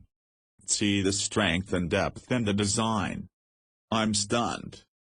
He turned to his friend, added hoarsely, "Signor Aldovandi, this is the kind of human figure I've dreamed of carving." He found another excitement in Bologna, one he had not dreamed of. He went everywhere with Aldovandi, to the palaces of the brothers for family dinner, to friends for intimate suppers. The Bolognese were naturally hospitable people who loved to entertain. It was at a supper given by Marco Aldovandi, his host's nephew, that he met Clarissa Saffi, in Marco's villa in the hills where she was serving as his hostess. There were no other women present, just Marco's men friends. She was slender, golden-haired, the hair plucked back from the natural hairline of the brow in the fashion of the day. A lithe, willowy figure that moved with a delicate sensuousness, every slight rhythm of the arm and shoulder and leg as smooth as music, and as pleasurable. She appeared to be one of those rare creatures whose every breath was made for love. Sketching her figure in his mind, he found a wholeness here, an undulant softness of manner, voice, gesture, motion. From the beauty of neck and shoulder and bosom he thought of Botticelli's passion for the perfect female nude, not to love, but to paint. Clarissa had much of the golden loveliness of Simonetta, without the sad innocence Botticelli had given her. She was unlike any woman he had ever seen. He was aware of her not merely through his eyes but through every pore and part of his body. Her very presence in Marco's drawing room, before she moved or said a word, sent the blood pounding through his veins, shot his back and shoulders involuntarily upward, thrust his pelvic structure forward alive with new life. Jacopo would have cried as she passed the Duomo steps, how mattressable. But Clarissa, he perceived, was more than that. She was love in its ultimate female form. Clarissa's welcoming smile for him was embracing. She liked all men, had a natural affinity for them. Her movements had a captivating grace that was a delight to his senses. The long braids of burnished golden hair seemed to have the hot Italian sun on them, even in the schoolroom, and warmed him as thoroughly. Though an inner drum was pounding in his ears, he heard the soft, sibilant music of her voice that shocked him to intense awareness. She had been Marco's mistress for 3 years, since he had stumbled across her cleaning her father's cobbler shop. The first to recognize her beauty, he had set her up in a secluded villa, taught her how to wear rich gowns and jewels, had brought in a tutor to teach her to read and write. After supper, while the old friends were involved in a discussion of politics, Michelangelo and Clarissa found themselves alone in a little French music room. In spite of his protestations that he had no interest in the female form, that he found no excitement worthy of sculpturing, he could not tear his eyes away from Clarissa's bodice, clothed in a net of fine woven gold which accomplished the harrowing miracle of seeming to expose her breasts while, at the same time keeping them under cover. The harder he looked, the less he could actually see, for he was confronted by a masterpiece of the dressmaker's art, designed to excite and intrigue, yet reveal nothing beyond a suspicion of white doves nestling. Clarissa was amused at his gaucherie. "You are an artist, Buonarrotti." It was an effort to meet her gaze, for her eyes too were softer and rounded, now concealing, now revealing their intimacies. "I am a sculptor." "Could you carve me in marble?" "You're already carved," he blurted out. Flawlessly. A touch of color rode the high cheekbones of her slender, creamy cheeks. They laughed together, leaning a little toward each other. Marco had trained her well, and she spoke with a good inflection. Michelangelo was also aware of a quick and intuitive perception. "Will I see you again?" he asked. "If Signor Aldovrandi brings you." "Not otherwise." Her lips parted in a smile. "Is it that you wish me to pose for you?" "Number?" "Yes." "I don't know. I don't even know what I am saying, let alone what I mean." She laughed heartily. Her movements tightened the net over her bosom, and once again he found himself watching the lovely forms take discernible shape beneath the gold bodice. To himself he said, "This is pazzesco, crazy. What has happened to me?" It was his friend Aldovrandi who saw the naked longing in his eyes. He slapped him smartly on the shoulder and cried, "Well, Michelangelo, you have too much sense to get involved in our local political talk. We will have some music now. You knew that we are one of the great music centers of Europe?" On the way home, as they rode their horses side by side down the sleeping orange streets, Aldovrandi asked, "You were taken with Clarissa?" Michelangelo saw that he could be honest, replied, "She makes my flesh crawl, I mean the flesh inside my flesh. Our Bolognese beauties can do that. To cool you down a trifle, can you guess how expensive she is? I see that her gowns and jewels are costly. Only the beginning, she also has an exquisite box of her palace, with servants, a stable of carriages." "Enough!" cried Michelangelo, with a wry grin. "But I have never seen a woman like her. If ever I was to carve a Venus—" "Don't. My nephew has the quickest temper and rapier in Bologna." That night he writhed in fever. When he found himself turning and twisting in an effort to bury his face between her breasts, he realized what had happened to him. But he was as incapable of stopping the burrowing in the soft warm pillows as he had been of stopping his search for them under the gold net. The next day he passed her in the Via Drapery, the street of cloths and drapes, accompanied by an older woman.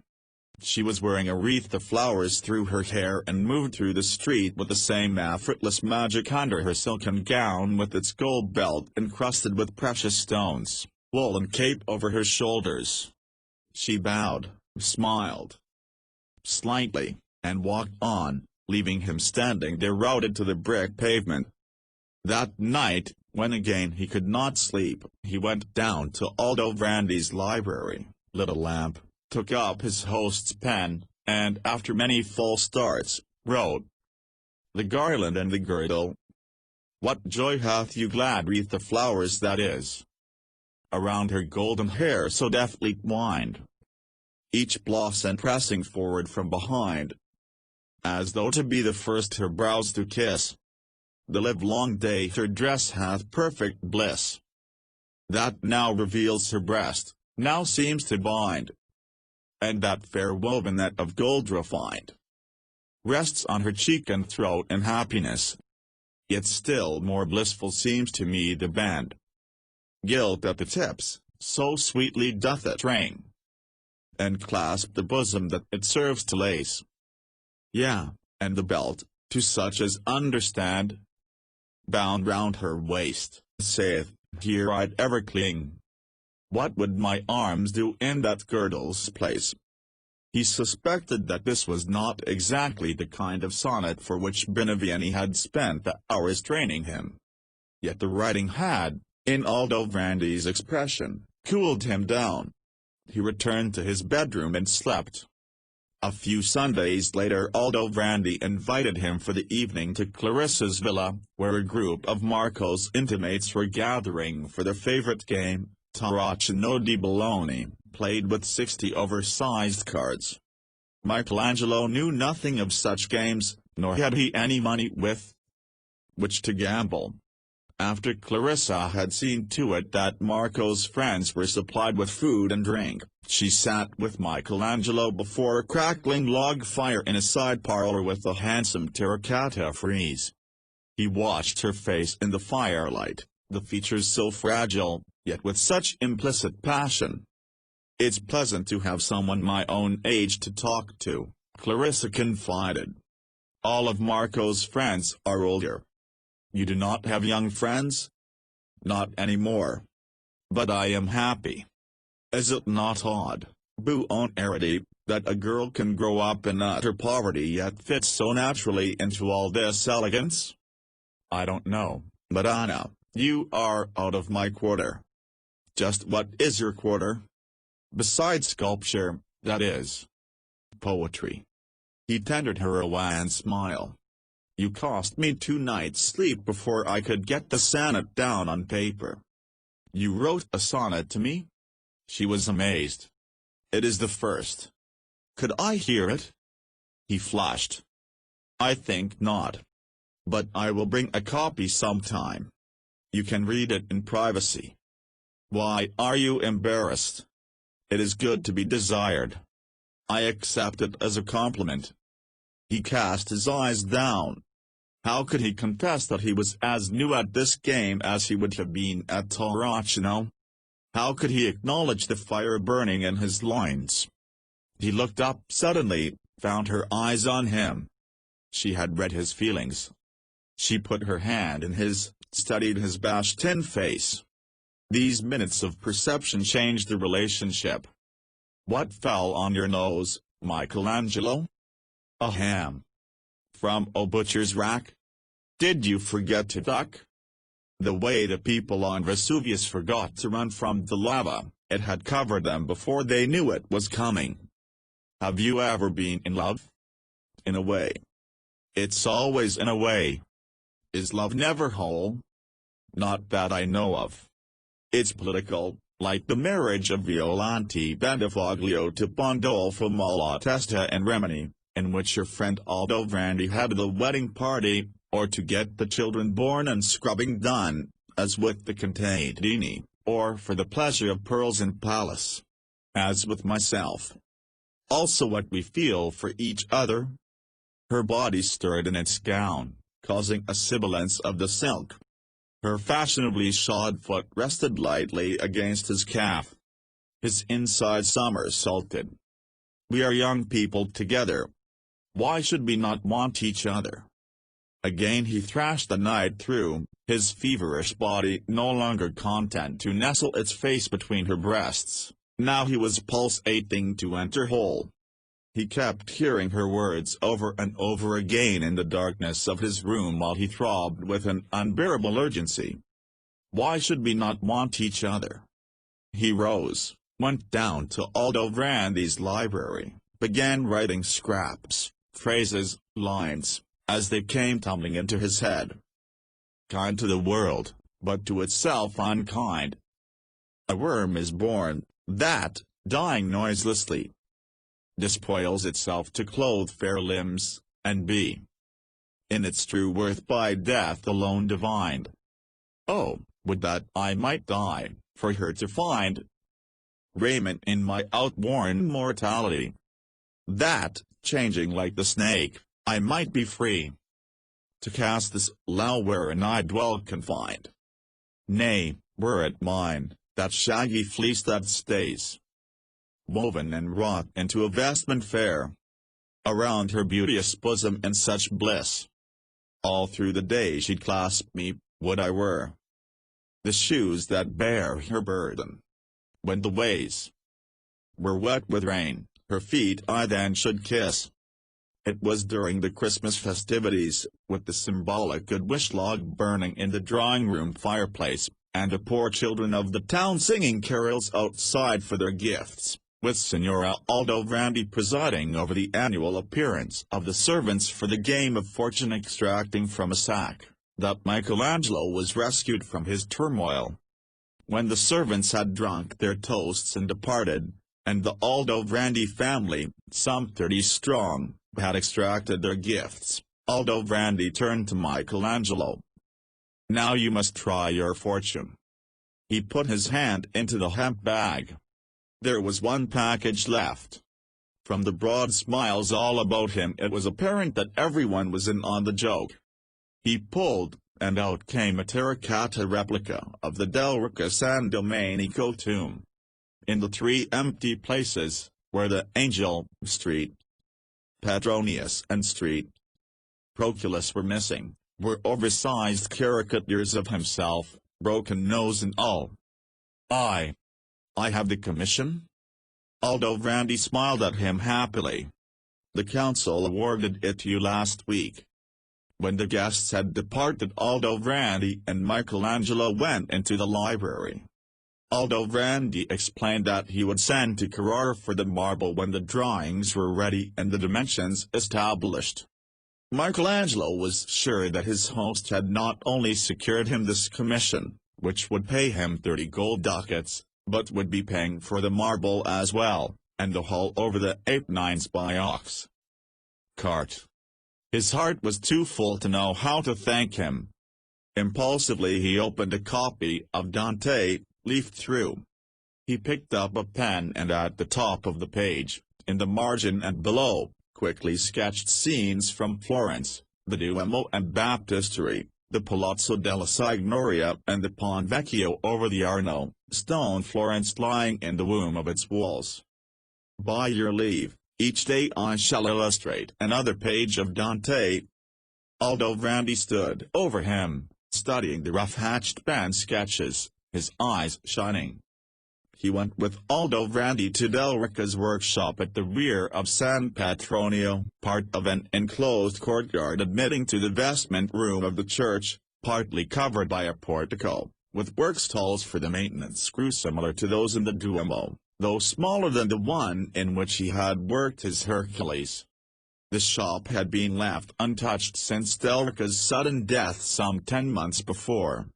On his workbench were his chisels, hammers, dried wax and clay improvisations, miniatures, folios of sketches for the remaining figures of the tomb, stubs of charcoal, a portrait of a man interrupted in the midst of life and work. It was cold in the raw January manner of Amelia, but 2 capacious braziers kept the open-faced shed warm. After 2 months of copying in the churches of Bologna, and drawing from the deliquesces, he was desperately eager to get back to work, to the early modeling in clay, the firing of the forge and making of tools, the setting up of the marble on its wooden blocks and the first fastidious knocking off of the corners to begin searching for the figures in the round. It was half a year since he had finished the Hercules. He had been working only a few days, crouched over his drawing table, heavy wool hat covering his head and ears, when a massive shape loomed before him. He looked up, saw that it was Vincenzo, the terracotta sculptor. His face was a raw umber from the cold, his eyes were intense. "Buonarrotti, you got the work I been after." Michelangelo remained silent for a moment, then murmured, "I'm sorry." "No, You're not. You're a stranger. I'm Bolognese. You take bread out of the mouths of us native sculptors. Placatingly, Michelangelo replied, I understand. I lost some carving at Santo Spirito last year to silver workers. It's good you understand. Go to the council, tell them you decide against it. Then the commission comes to me. But, Vincenzo, if it hasn't come to you since Delrica died. Vincenzo brushed this aside with the sweep of his powerful brickmaker's arms. You stole the commission with Aldovrandi influence. No one even knows you sculpt. Michelangelo sympathized with the big fellow standing before him, sick with frustration. I'll speak to Messer Aldovrandi. You better. Or I make you sorry you came to Bologna. When Michelangelo told Aldovrandi of the encounter, he replied, It is true he is Bolognese. He watched Delrica work. He knows what our people like. He has only one shortcoming, he can't carve marble. He should be making our fine Bolognese brick if he wishes to immortalize himself. Shall I offer him a job as my assistant? Do you need one? I'm being a diplomat. Be a sculptor instead. Forget him. I'll never let you forget me, said Vincenzo the following day when Michelangelo reported that there was nothing he could do to help him. Michelangelo looked at the enormous bony hands of Vincenzo, twice the size of his own. Vincenzo was his own age, about 19, but probably weighed twice as much as his own 120 pounds, and loomed a head taller than his own 5 feet 4 inches. He thought of Torrigiani, could see Torrigiani's powerful fist coming through the air, hitting him, could taste the blood and feel the crushed bone. He became a little faint. What's the matter, Buonarrotti?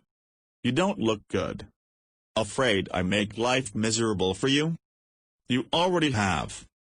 But no more miserable than he would be to have to relinquish the opportunity to carve 3 beautiful blocks of white Carrara marble. If this were the price. He did not write to his family, nor did he receive letters from home, but once a week business associates of Aldovrandi made the trip over the Futa Pass to Florence. They took news of Michelangelo to the Buonarrotti, and brought it back in turn. A week after Michelangelo had fled, Charles VIII had entered the city with his lance leveled to indicate that he was a conqueror, though no shots had been fired. He was welcomed through streets draped with tapestries and awnings and oil lamps. The Ponte Vecchio had been festively decorated. He was graciously received by the Signoria for prayers in the Duomo. He was given the Medici Palace as his headquarters. But when it came to the peace treaty, Charles had acted haughtily, threatened to recall Piero, demanded an emperor's ransom. Fighting had broken out in the streets. French soldiers and Florentines had attacked each other. The Florentines had shut down their city and prepared to evict the French. Charles grew more reasonable, settled for 120,000 florins, the right to maintain 2 fortresses in Florence until his war with Naples was over, and took his army out of Florence. The city was proud of having faced up to the leader of 20,000 armed soldiers, of having replied, when he threatened, "We shall sound our trumpets. Within we will ring our bells." Yet the wheels of the city-state had creaked to a painful halt. Ruled for so long by the Medici, the governmental structure did not work without an executive. Former councillors had been Medici adherents who had developed the modus vivendi for working together. Now the city was torn by factions. One group wished to install the Venetian form of government, another wanted one council of the people to pass the laws and elect magistrates, a second council, smaller, of experienced men to establish domestic and international policy.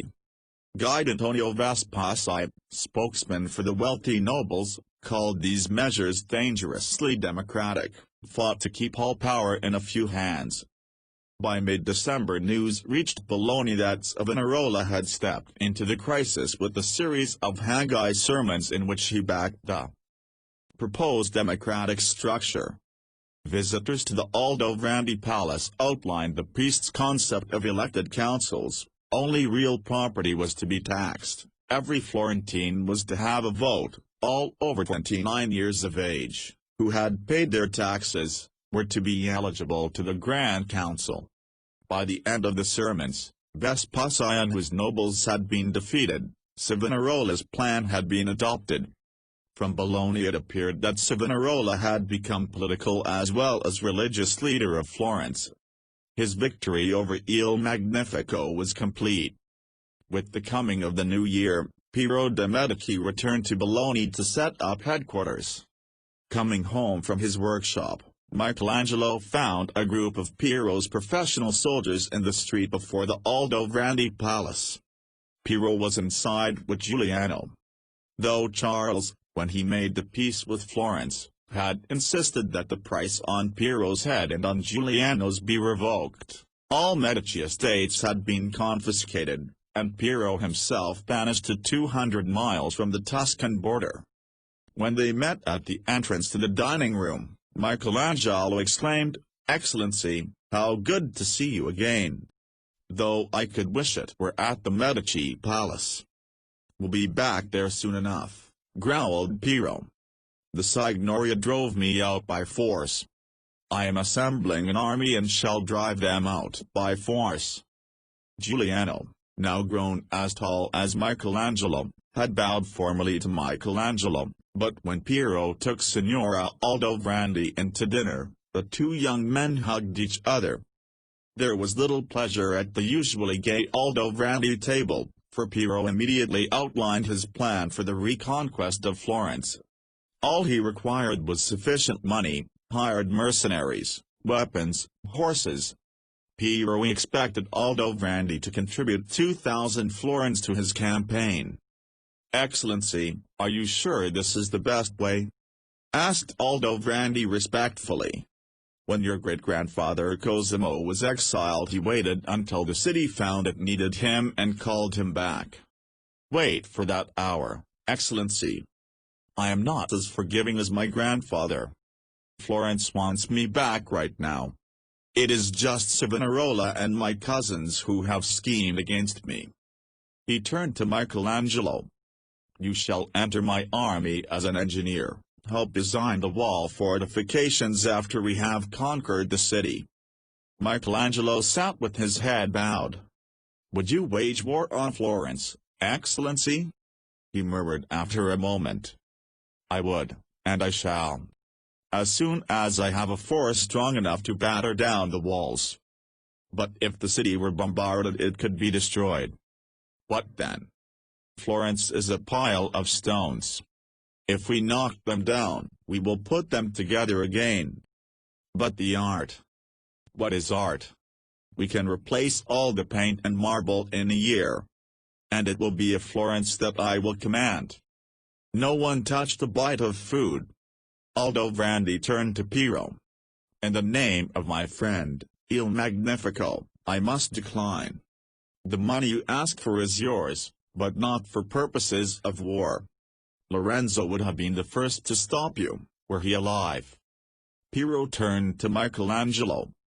"And you, Buonarrotti?" "I too, Excellency, must decline. I will serve you in any way you ask, but not to wage war against Florence." Piero pushed his chair back, rose to his feet. "The kind of people I inherited from my father. Polizano and Pico, who preferred dying to fighting. You, Aldovrandi, who were my father's podesta of Florence. And you, Michelangelo, who have lived under a roof for 4 years. What kind of man are you that you will not fight back?" He swept out of the room. Michelangelo said with tears in his eyes, "Forgive me, Giuliano." Giuliano had also risen, turned to leave the room. "I too shall refuse to wage war. That would only make Florence hate us the more." arrived Dirce, Michelangelo, I shall write Contessina that I have seen you. He was still skittish about angels. He remembered the first one he had done for the Ghirlandaio fresco, using the son of the carpenter downstairs of the Buonarrotti house. The other apprentices had called him a fraud because he had cheated on the halo, making it fade into the background. What was an angel, male or female, human or divine? Prior Bicellini had once called it the spiritual being attendant on God. His embarrassment as he drew hundreds of angels was the more acute after his months of dissection. Now that he knew the tissue and function of human anatomy, he could hardly refrain from using that knowledge. But did an angel have a 25-foot snake of bowel? He must also carve his angel fully clothed to match the one on the other end of the Arkansas. With the angel and the two saints, he was right back where Ghirlandaio had told him he would stay all his life, able to portray hands, feet, perhaps a little of the neck and throat.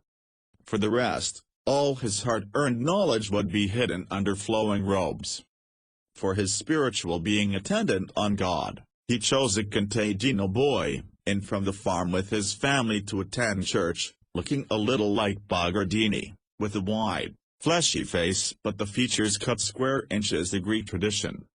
He had well-developed arms and shoulders, built by guiding a plow behind oxen. This powerful young male held high a candelabrum that would have required a giant to lift. Instead of compensating with delicate, diaphanous wings, as he knew he ought, he rubbed salt into the wound of his own befuddlement by designing the two wings of an eagle, about to take off, coming all the way down the boy's back. These he carved out of wood to attach to his clay model, wings so heavy they would have floored the delicate Delrica angel on the opposite side. He invited Aldovrandi to visit the workshop. Aldovrandi was not at all upset by the vigor of the model. We Bolognese are not spiritual beings. Carve a lusty angel. And so he did, setting up the thickest of Aldovrandi's 3 Carrara blocks. He felt complete again with the hammer and chisel in his hands, the dry caking marble dust in his nostrils, the white chips and powder covering his hair and clothes. When he worked stone he was a man of substance. Now he did not need the braziers, for he created his own warmth, moving the workbench out into the open courtyard when there was any winter sun, to feel the space around him. In the evenings, after he had read aloud to Aldovrandi and illustrated a page of Dante, he would do his exploratory drawing for the street. Petronius, patron saint of Bologna, convert to Christianity from a noble Roman family, and builder of San Petronio. He used as his models the older guests in the Aldovrandi Palace, members of the Sistine, professors from the university, justices, sketching their faces and figures in his mind while he sat with them at table, then retiring to his room to hammer down on paper the lines, forms, interrelation of feature and expression that makes every human being different from another. There was little he could do with street Petronius that could be original. The Dominicans of San Domenico and the Bolognese government officials were set on what they wanted. Street Petronius must be no less than 60. He must be fully gowned in luxuriant robes, an archbishop's crown on his head. He must hold in his arms a model of the city of Bologna with its towers and palaces piled high above its protecting walls. He acquired a neighbor in the stall opposite. It was Vincenzo, whose father had secured a contract for making new brick and tile for a cathedral repair job. A crew of mechanics came in to fill the stalls for the repairs, and the enclosed courtyard rang with the noise of materials being unloaded. Vincenzo afforded the workyard running entertainment by taunting Michelangelo throughout the workday. Our brick lasts for 1,000 years. It's harder than your Florentine stone. It's true you make durable brick, Vincenzo. Don't patronize me, said Vincenzo. You Florentines think you are the only artists in Italy. Michelangelo blushed. Vincenzo cried to the workman, "Look at his face. I caught him out." When Vincenzo arrived with a wagon load of fresh tiles, he badgered Michelangelo with, "I made 100 durable stones yesterday. What did you make? Charcoal scratches on a paper?" Encouraged by the laughter of his townsmen, the brickmaker continued, "That makes you a sculptor? Why don't you go home and leave Bologna to its natives?" "I intend to, when I have finished my 3 pieces. Nothing can hurt my brick. Think how easy it's going to be for an accident to happen to one of your statues." The workmen stopped in their tasks. Silence filled the yard. Vincenzo, who made words much as he did brick, with shaping movements of his hands, continued with a crafty smile. "Somebody brushes too close to the Arkansas. Smashel. Your angel is in a dozen pieces." Michelangelo felt anger rise in his throat. "You wouldn't dare." "No, no, Buonarrotti, not I. I am too graceful. But someone clumsy might stumble." The laughter of the workmen as they picked up their tools made him a little ill. The forces of destruction, always one short step behind creation. He suffered through the days and weeks. Street. Petronius emerged with a sad and deeply furrowed face, but there was inherent power in the body. The set of the head on the shoulders, the gripping strength of the feet in the thin-soled sandals, the precise stance of the knees, hips, shoulders under the rich robe, the arms in which he firmly held Bologna, this figure he could convey. As a craftsman he knew he had done a good job. It was as a creative artist that he felt he had contributed little. "It is very fine," said Aldovandi when he saw the polished piece. "Del Ricco could not have surpassed it." "But I am determined to give you something more," said Michelangelo doggedly. "I must not leave Bologna without carving something exciting and original." "Very well, you discipline yourself to give us the street. Petronius we wanted. I will discipline Bologna to accept the street. Proculus that you want." Bologna the fat became Bologna the lean for him. He did not return home for the big midday dinner. When an Aldovandi groom brought him hot food he let it grow cold if it was not a moment when he wanted to stop. Now that spring was approaching he was able to work longer each day, and frequently did not reach the Aldovandi palace until after dark, dirty, sweaty, charcoal or chip-covered, ready to fall into bed of exhaustion. But the Aldovandi servants brought him a big wooden tub filled with hot water, and laid out his clean clothes. He knew he was expected to join his patron in the library for a few hours of companionable talk. Clarissa he saw rarely, since he was attending few parties. But when he did see her the delight and the torment racked him for nights, obliterating his sleep and permeating his mind for days while he tried to create the figure of street Proculus, and drew instead Clarissa nude under her silks. He preferred not to see her. It was too painful. On this 1st of May, Aldovandi told him he might not work. This was the happiest day in the year for Bologna, when the Countess of Love reigned. People gathered wildflowers in the country for their relatives and friends. Romantic young courtiers planted leafy trees with colored silk ribbons under the windows of their beloved while their friends serenaded her. Michelangelo accompanied the Aldovandi outside the main gate of town where a platform had been erected, covered with damask and festoons of flowers. Here the Countess of Love was crowned, with all Bologna gathered to pay homage. Michelangelo too wanted to pay homage to love, or whatever it was that had been started boiling in his blood by the intoxicating air of the wild spring morning, the fragrance of the thousands of blossoms, the perfumes of the Bolognese women, beautiful on this ritual day, gowned in silks and jewels. But he did not see Clarissa. He saw Marco in the midst of his family with 2 young maidens, apparently the family choices for marriage, hanging on either arm. He saw the older woman who had accompanied her on her shopping trips to the city, saw her maid and several other of the servants picnicking in the fields beyond the platform where the ceremonies took place. But no Clarissa. Search as he might. And then he found he was no longer before the May platform, or in the celebrating Bolognese crowds. His feet were carrying him swiftly up the road to Clarissa's villa. He did not know what he would do when he got there. What he would say, how he would explain when someone opened the gate to him. Trembling all over, he half walked, half ran up the foothill road. The front gate was unbolted. He went to the front door, pushed on the clapper, knocked again and again. Just as he was beginning to think that no one was at home, and that he had acted stupidly, the door was opened a crack. There stood Clarissa, in a peignoir, her golden hair hanging loosely down her back, almost to her knees, without cosmetics or jewels, smelling aseptically of soap, and her face, to Michelangelo, more beautiful, her whole body more desirable because it was unornamented. He stepped inside the door. There was no sound in the house. She threw the bolt.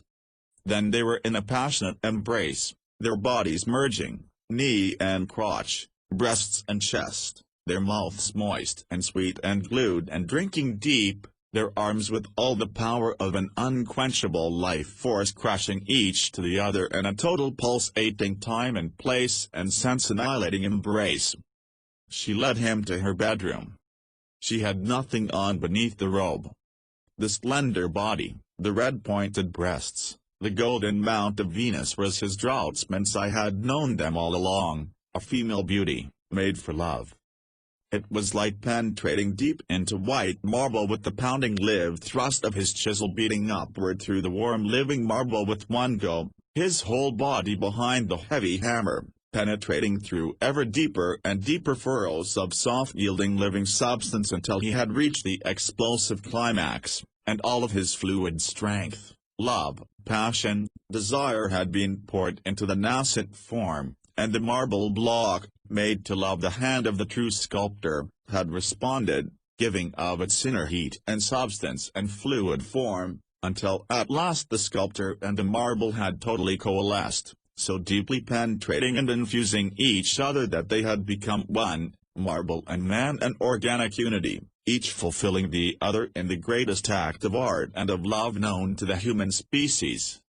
After May Day he completed the drawing of his Virile Street. Proculus, who had been martyred before the gates of Bologna in 303, while in the full flower of his youth and strength. He clothed him in a belted tunic which did nothing to conceal the vigorous torso and hips and bare legs. It was anatomically true and convincing. As he made his clay model, his experience with the Hercules bore fruit, for he was able to achieve the corded, driving thighs, the bulging stamina-packed calves, truly the torso and legs of a heroic warrior and deliverer, powerful, indestructible. Then, quite unabashedly, he modeled his own portrait from a mirror of his bedroom, the punched-in bridge of the nose, the flat spread of the cheekbones and wide spread of the eyes, the thatch of hair worn halfway down his forehead, the steadfast gaze, resolved to triumph, against the enemies of Bologna? The enemies of art? Of life? Was it not all the same? Carving in marble, feeling the blow of his chisel, Vincenzo was blotted out, the orange earth figure and the heavy sound of his voice. With his eyes slitted against the flying chips, with the emergence of form from the block, he again felt himself to be 15 feet tall. Vincenzo began to shrink in size, then fade, until finally he stopped coming to the courtyard. When the early afternoon sun made it too hot to work in the enclosed courtyard, he took crayon and paper to the front of the church, sat on the cool stone before Delacroix's carvings and each day refreshed himself by copying a different figure, God, Noah, Adam, Eve, trying to capture some part of Delacroix's power of imparting emotion, drama, conflict and reality through his half-released history in stone figures. The hot summer months passed in fulfillment, up before first light, working the marble by dawn, carving for 6 hours before he ate from his basket of cold sliced salame and bread.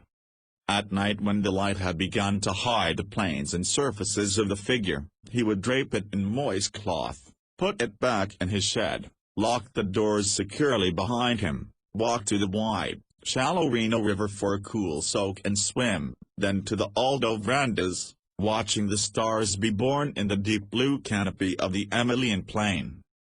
Vincenzo had disappeared, and so had Clarissa.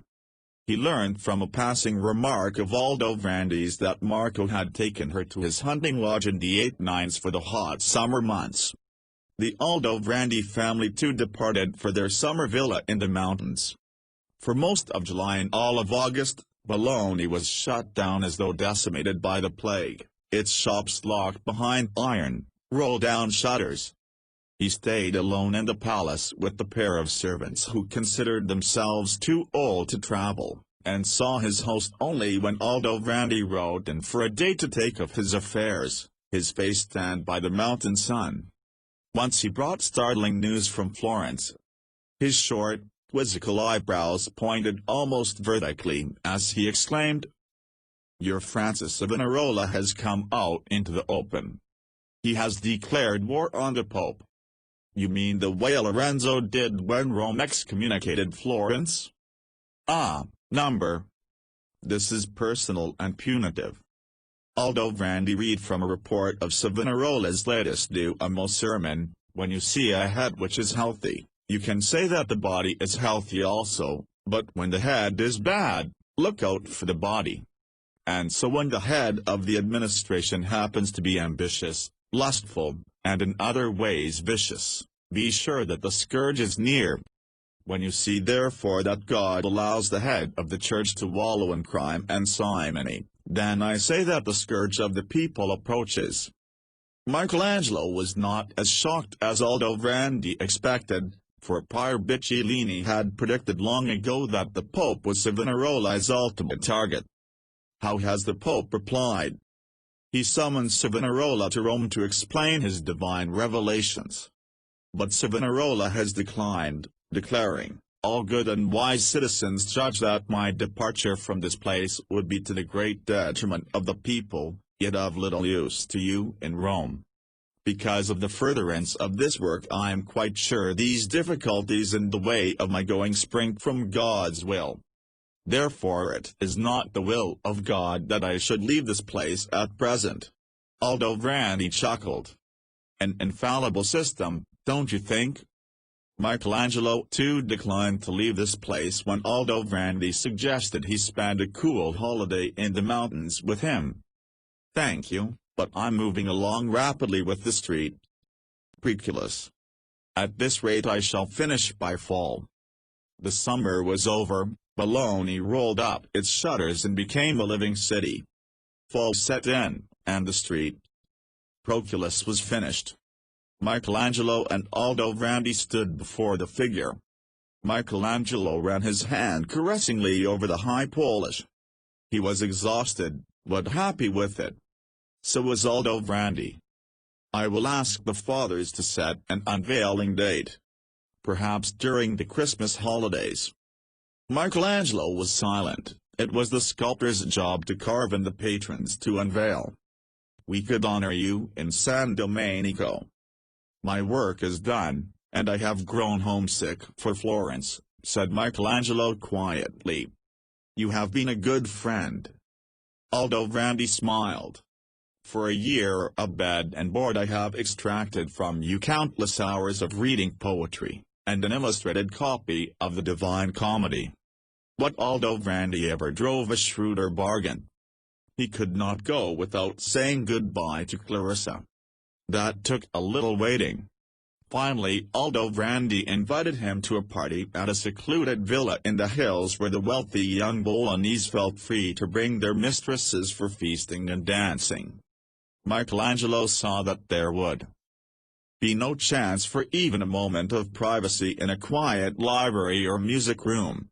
They would have to say goodbye in the middle of a drawing room surrounded by 20 couples, and on their faces they would have to wear the bantering Bolognese smile, which meant that charming pleasantries were being exchanged. "I have wanted to say goodbye, Clarissa. I am going back to Florence." Her eyebrows came together for a moment, but the fixed smile never wavered. "I'm sorry. It has been pleasant to know you were here." "Pleasant? A torture, pleasant?" "In a way." "When will you return?" "I don't know. Perhaps never. Everyone returns to Bologna. It's on the road to everywhere." "Then I'll be back." The family was genuinely glad to have him home, kissing him on both cheeks and exclaiming at his stubble of beard. Lodovico was delighted with the 25 ducats Michelangelo brought him. Buonarroti seemed to have grown a full foot. Sigismundo, no longer a child, was apprenticed to the wine guild, and Giovansimone had left the house entirely, maintaining himself regally in a flat across the Arno as one of the leaders in Savonarola's army of boys.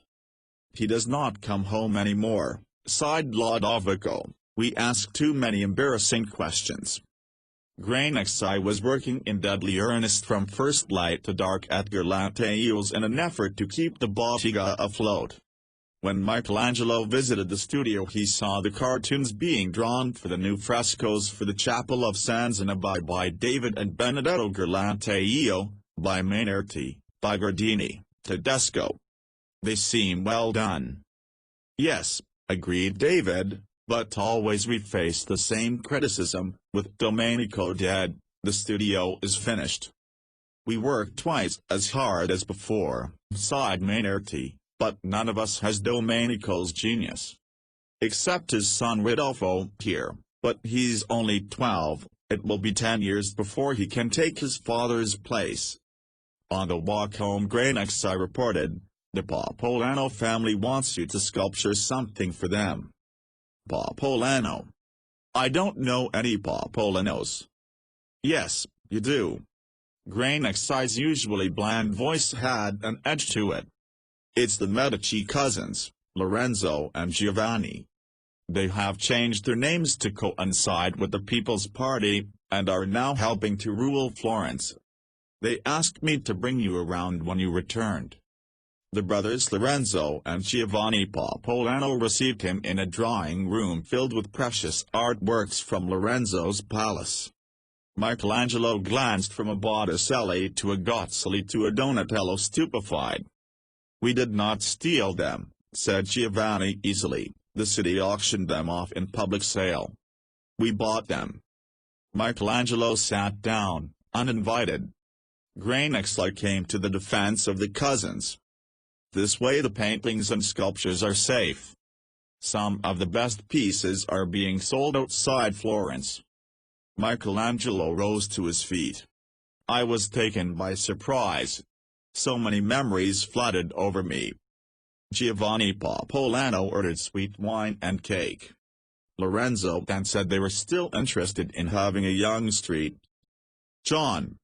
If he cared to move into the palace, for convenience sake, he would be welcome. That evening when all the bells of the city were ringing loud enough to remind him of the Tuscan adage, "Bells ring to summon others, but never go to church themselves," he crisscrossed the narrow streets of the city to the Ridolfi Palace. He had been shaved and had his hair cut by Torrigiani's barber in the straw market, had bathed and donned his best blue woolen shirt and stockings for the visit.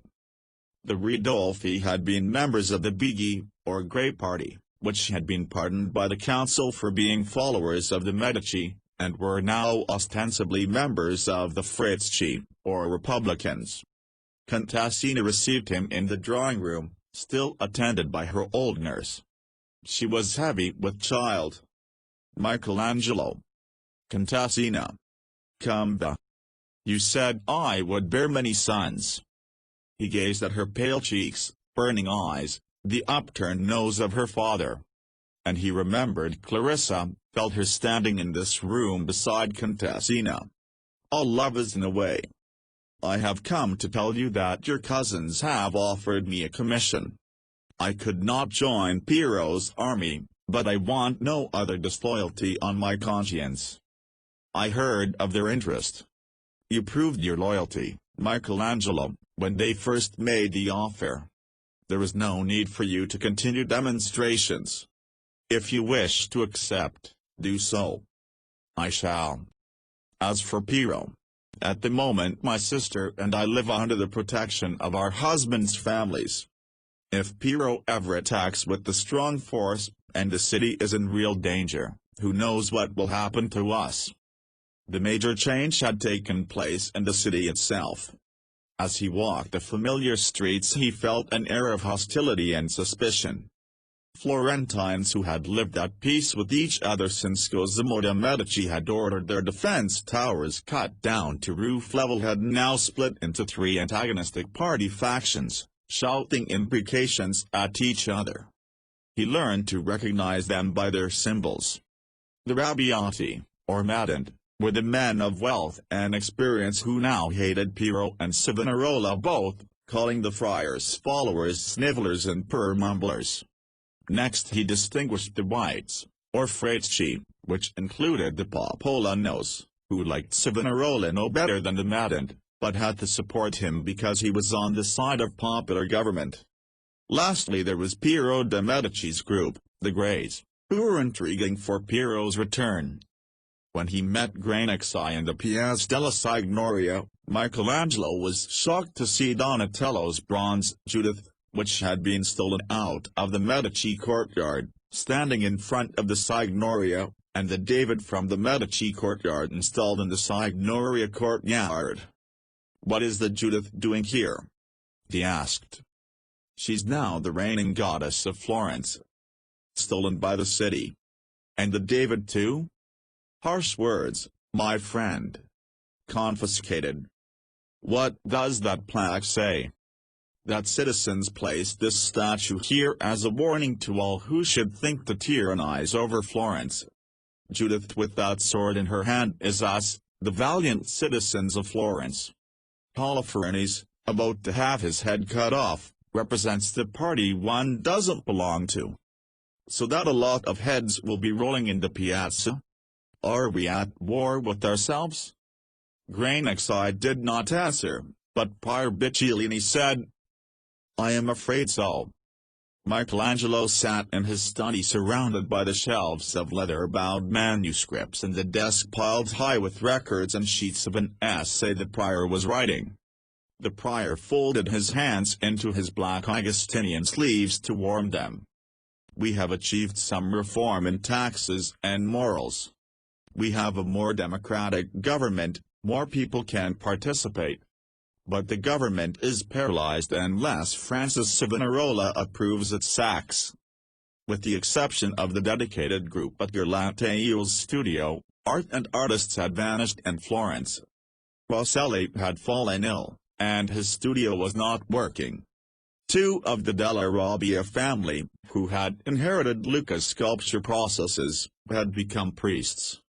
Botticelli would paint only subjects which his mind could shape from Savonarola's sermons.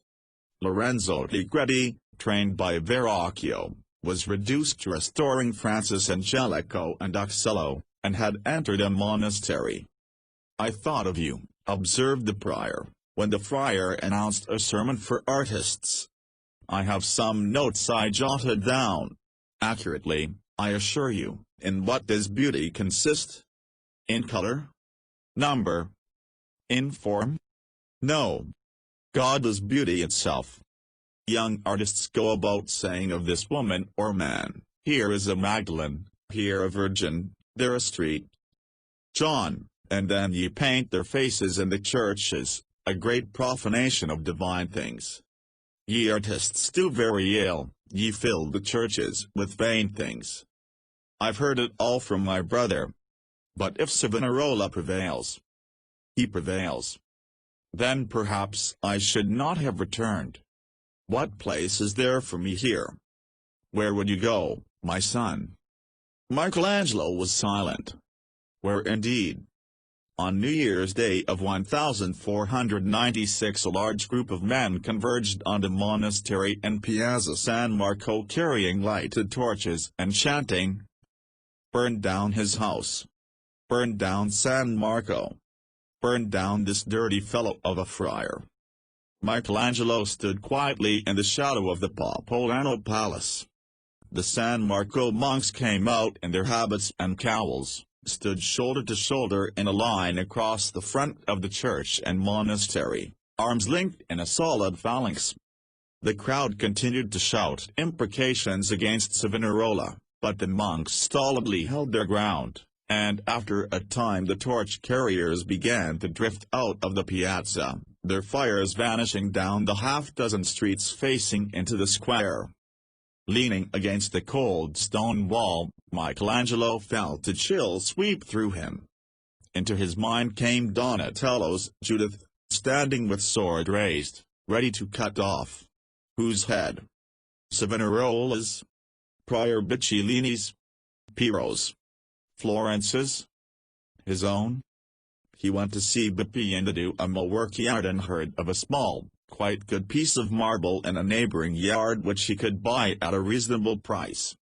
The rest of the money advanced to him for the street job he turned over to Lodovico. He could not bring himself to live in the renamed Popolano Palace, but he did set up his workbench in the garden. The cousins treated him as a friend, frequently inviting him inside, work clothes and all, to see a new piece of art or illuminated manuscript. At home there were only 3 in the boy's bedroom now, but since Buonarrotti had volunteered to share with Sigismundo, Michelangelo was able to continue in the luxury to which he had grown accustomed, a bed to himself. The weather was cold and he ate and drank nothing until midday, so he brought home a substantial appetite which kept Lucrezia happy. Even Lodovico seemed pleased with him. The Popolano garden was formal, enclosed by a high protecting wall, with a covered 3-sided porch under which he worked for warmth.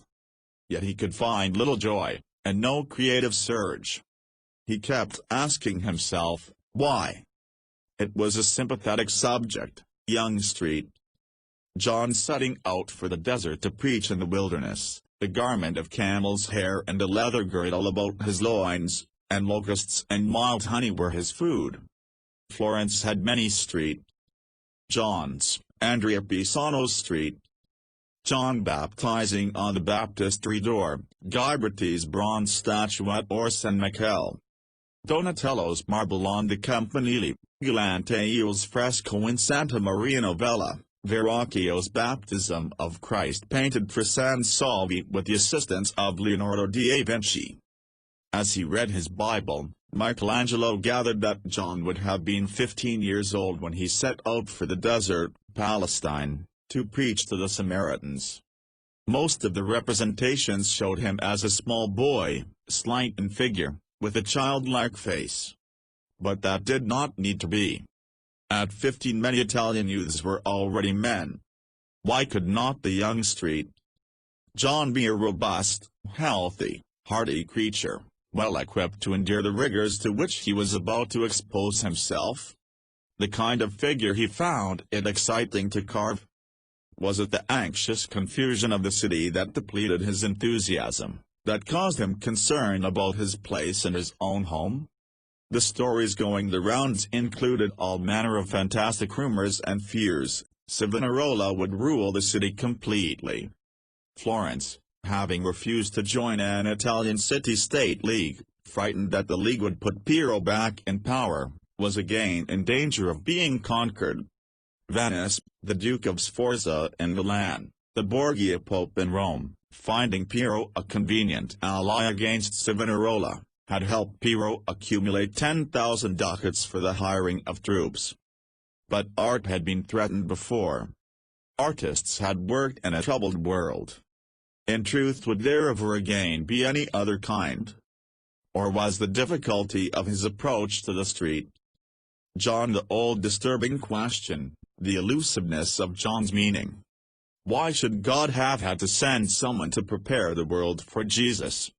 Since he had God's capacity to set aside the laws of nature and perform miracles with which to convince the skeptical, why would the ground have to be plowed in advance for him? Michelangelo's mind was an inquiring one. He needed to know the reasons behind things, the motivating philosophic principles. He read the story of John and Matthew. In those days John the Baptist appeared, preaching in the wilderness of Judea, "Repent," he said, "the kingdom of heaven is at hand." It was of him that the prophet Isaiah spoke, when he said, "There is a voice of one crying in the wilderness, prepare the way of the Lord, straighten out his paths." But the boy of 15 first going out to preach was not the older man who later baptized Jesus. What was he like then? What was his importance to Christianity? Was his story imperative, or was it merely a fulfillment of the Old Testament prophecy, because the first Christians felt that the more strongly they based their religion on the Old Testament the better chance it would have to survive? If he was not a trained theologian, he was a good craftsman. He spent weeks sketching throughout the city, every youth he could detain for a few moments. Though he was not intending to create a massive John, neither would he have anything to do with the fragile, elegant street John with which Florence was adorned. And so he designed, and then carved into the block, the suppleness of limb of a 15-year-old, using only the loincloth as a cover. He refused to carve a halo for the boy or give him the traditional tall cross to carry, as Donatello had, since he did not think that the young John carried a cross that many years before the cross came into Christ's life. It turned out to be a vital portrait of a youth, but when he finished polishing the piece, he still did not know what he meant by it. The Medici cousins needed less meaning. They were well pleased, placing the statue in a protective niche in the far garden wall where it could be seen from the rear windows of the palace. They paid him the balance of the florins and told him he was welcome to continue using their garden as his workshop. But not a word about another commission. "Nor can I blame them," Michelangelo commented to Ghirlandaio with a melancholy air. "It is nothing very special." A despair enveloped him. "I've learned to carve in the round, but when do I carve something extraordinary in the round? I feel that I know less now, with my 21st birthday coming, than I did at 17. How can that be possible?" "It isn't. Bertoldo told me, create a body of work. I have carved 6 pieces in these 4 years, the Hercules, the wood crucifixion, the Angel, Street, Petronius and Street, Proculus and Bologna, and now this Street. John. But only the Street. Proculus has something original in it." On his birthday he walked disconsolately into the workshop in the Popolano garden. He found a block of white marble sitting on his workbench. Across it, scrawled in charcoal and Ghirlandaio's handwriting, was the greeting. "Try again." He did, immediately, without sketching or going into wax or clay, an infant that had half formulated itself in his mind while he was slogging away at the street. John, robust, lusty, pagan, carved in the Roman tradition. He never imagined he was doing a serious piece. It was an exercise really, something he got fun out of, an antidote to the confusions and tensions of the street. John. And so the marble flowed freely, and out of the block emerged a delightful child of 6, sleeping with his right arm under his head, his legs spread comfortably apart. The piece took him only a few weeks to carve and polish. He was neither attempting perfection nor hopeful of selling it. The whole project was a lark, designed to cheer him up, and now that it was finished he intended to return the marble to Ghirlandaio with a note which would read, "Only a little the worse for wear." It was Lorenzo Popolano who changed his mind. When he saw the completed piece his face flushed with pleasure. "If you were to treat it so that it seemed to have been buried in the earth, I would send it to Rome, and it would pass for an antique Cupid. Would you know how to do that?" "I think so. I antiqued a whole folio of drawings once." "You would sell it for a far better price." I have a shrewd dealer there, Baldassare del Milanese. He will handle it. He had seen enough Greek and Roman statues to know how his marble should look. He worked first with the scraps left from the bambino, rubbing the dirt of the garden into the crystals with his fingers, then sandpapering lightly before applying another layer, staining the outside edges heavily with earth tints and rust, using a hard bristle brush to bury the discoloration. When he was satisfied that he had a good process, he began on the bambino, working carefully, as amused at the idea of the impending fraud as he had been at the carving itself. Lorenzo liked the result. It is convincing. Baldassare will get you a good price. I have packets going to Rome in a few days, and I'll include your little statue. Lorenzo had guessed rightly. The bambino was sold to the first customer to whom Baldassare offered it, Cardinal Raniero di San Giorgio, grandnephew of Pope Sixtus IV. Lorenzo poured a pouch of gold florins into Michelangelo's hands, 30 of them. Michelangelo had thought an antique Cupid in Rome would bring at least 100 florins. Even so, it was twice what it would have brought in Florence, if indeed anyone would have wanted it, with Savonarola's army of boys forcibly sequestering all such pagan images from private homes. Just before Lent, Michelangelo saw his brother Giovansimone hurrying down the Via Larga at the head of a group of white-robed boys, their arms laden with mirrors, gowns of silk and satin, oil paintings, statuary, jewel boxes. Michelangelo grabbed his brother, almost toppling his load of loot.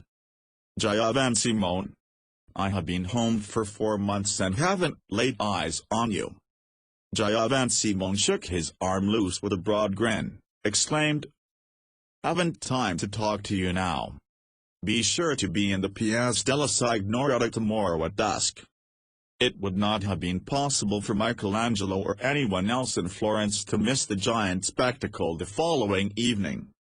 In the 4 main quarters of Florence, the army of boys in their white robes were shaped unto military formations and, preceded by drummers, pipers and mace-bearers carrying olive branches in their hands and chanting, Long live Christ, the King of Florence! Long live Mary, the Queen! They marched on the Piazza della Signoria. Here, in front of the tower, a huge tree had been erected. Built around it was a pyramidal scaffold. The citizens of Florence and the outlying villages poured into the square. The section for the burning was roped off by the monks of San Marco standing arm in arm, with Savonarola in commanding position. The boys built their pyre. At the base they threw bundles of false hair, rouge pots, perfumes, mirrors, bolts of silk from France, boxes of beads, earrings, bracelets, fancy buttons. Then came all the paraphernalia of gambling, a shower of playing cards dancing for a moment in the air, dice and checkered boards with their pawns and characters. On the next layer of the pyramid were piled books, leather-bound manuscripts, hundreds of drawings, oil paintings, every piece of ancient sculpture the boys had been able to lay their hands on. Thrown on to the highest tier were violas, lutes and barrel organs, their beautiful shapes and glistening woods converting the mad heap to a scene of bacchanalia. Then came masks, costumes from pageants, carved ivories and oriental artworks, rings, brooches, necklaces sparkled as they landed. Michelangelo recognized Botticelli as he ran up to the pyre and threw onto it sketches of Simonetta. Francis Bartolomeo followed with his studies. The Della Robbia monks, with frenzied motion, added their varicolored terracotta sculptures. It was difficult to tell from the alternating outbursts of the crowd whether they greeted the sacrifices with fear or ecstasy. On the balcony of the tower stood the members of the Signoria watching the spectacle. The army of boys had gone from house to house asking for all artworks inappropriate to the faith, all ornaments, fineries and decorations not permitted by the sumptuary laws, If they had not been given what they considered a sufficient contribution, they had brushed past the owners of the house and looted it. The Signoria had done nothing to protect the city against these white-robed angels. Savonarola raised his arms for silence. The guarding line of monks unlocked their arms and raised them to the heavens. A monk appeared with a lighted torch and handed it to Savonarola. Savonarola held the torch high while he gazed around the square. Then he walked around the pyre, touching it in one place after another until the entire scaffolding was one huge mass of flames. The army of boys marched about the burning pyre chanting, "Long live Christ! Long live the Virgin!" Great answering shouts went up from the packed mass. "Long live Christ! Long live the Virgin!" Tears came to Michelangelo's eyes. He wiped them away as a child would, first with the back of his left hand and then with his right. But they continued to well up, as the flames mounted higher and the wild singing and crying reached an ever greater crescendo, until they rolled down his cheeks and he felt their saltiness on his lips. He wished with all his heart that he could go away, as far from the sight of the Duomo as he could get. In June a groom came with a message from Giovanni Popoliano asking Michelangelo if he would come to the palace to meet a Roman nobleman interested in sculpture. Leo Bagliani, the Popoliano's guest, was a man of about 30, blond, well-spoken. He walked with Michelangelo out to the workshop. "My hosts tell me you are an excellent sculptor. Could I see something of your work?" "I have nothing here, only the street." "John in the garden." "And drawings?" "I am particularly interested in drawings." "Then you are a rarity among connoisseurs, sir. I should welcome your seeing my folio." Leo Bagliani pored over the hundreds of sketches. "Would you be so kind as to make a simple drawing for me? A child's hand, for example." Michelangelo drew rapidly, a number of memories of children in various poses. After a time Bagliani said, "There can be no question about it. You are the one." "The one?" "Yes. Who carved the Cupid." "Ah. Forgive me for dissembling, but I was sent to Florence by my principal, Cardinal Riario di San Giorgio, to see if I could find the sculptor of the Cupid. It was I. Baldassare del Milanese sent me 30 florins for the piece." 30. But the cardinal paid 200. 200. "Why, that thief." "Precisely what the cardinal said," declared Leo Bagliani with a mischievous gleam in his eye. "He suspected it was a fraud." "Why not?" "Return to Rome with me. You can settle your account with Baldassare. I believe the cardinal would be pleased to offer you hospitality. He said that anyone who could make such an excellent fake should be able to make even better authentic carvings." Michelangelo shook his head in perplexity over the series of events, but there was no faltering in his decision. "A few articles of clothing from my home, sir, and I shall be ready for the journey,"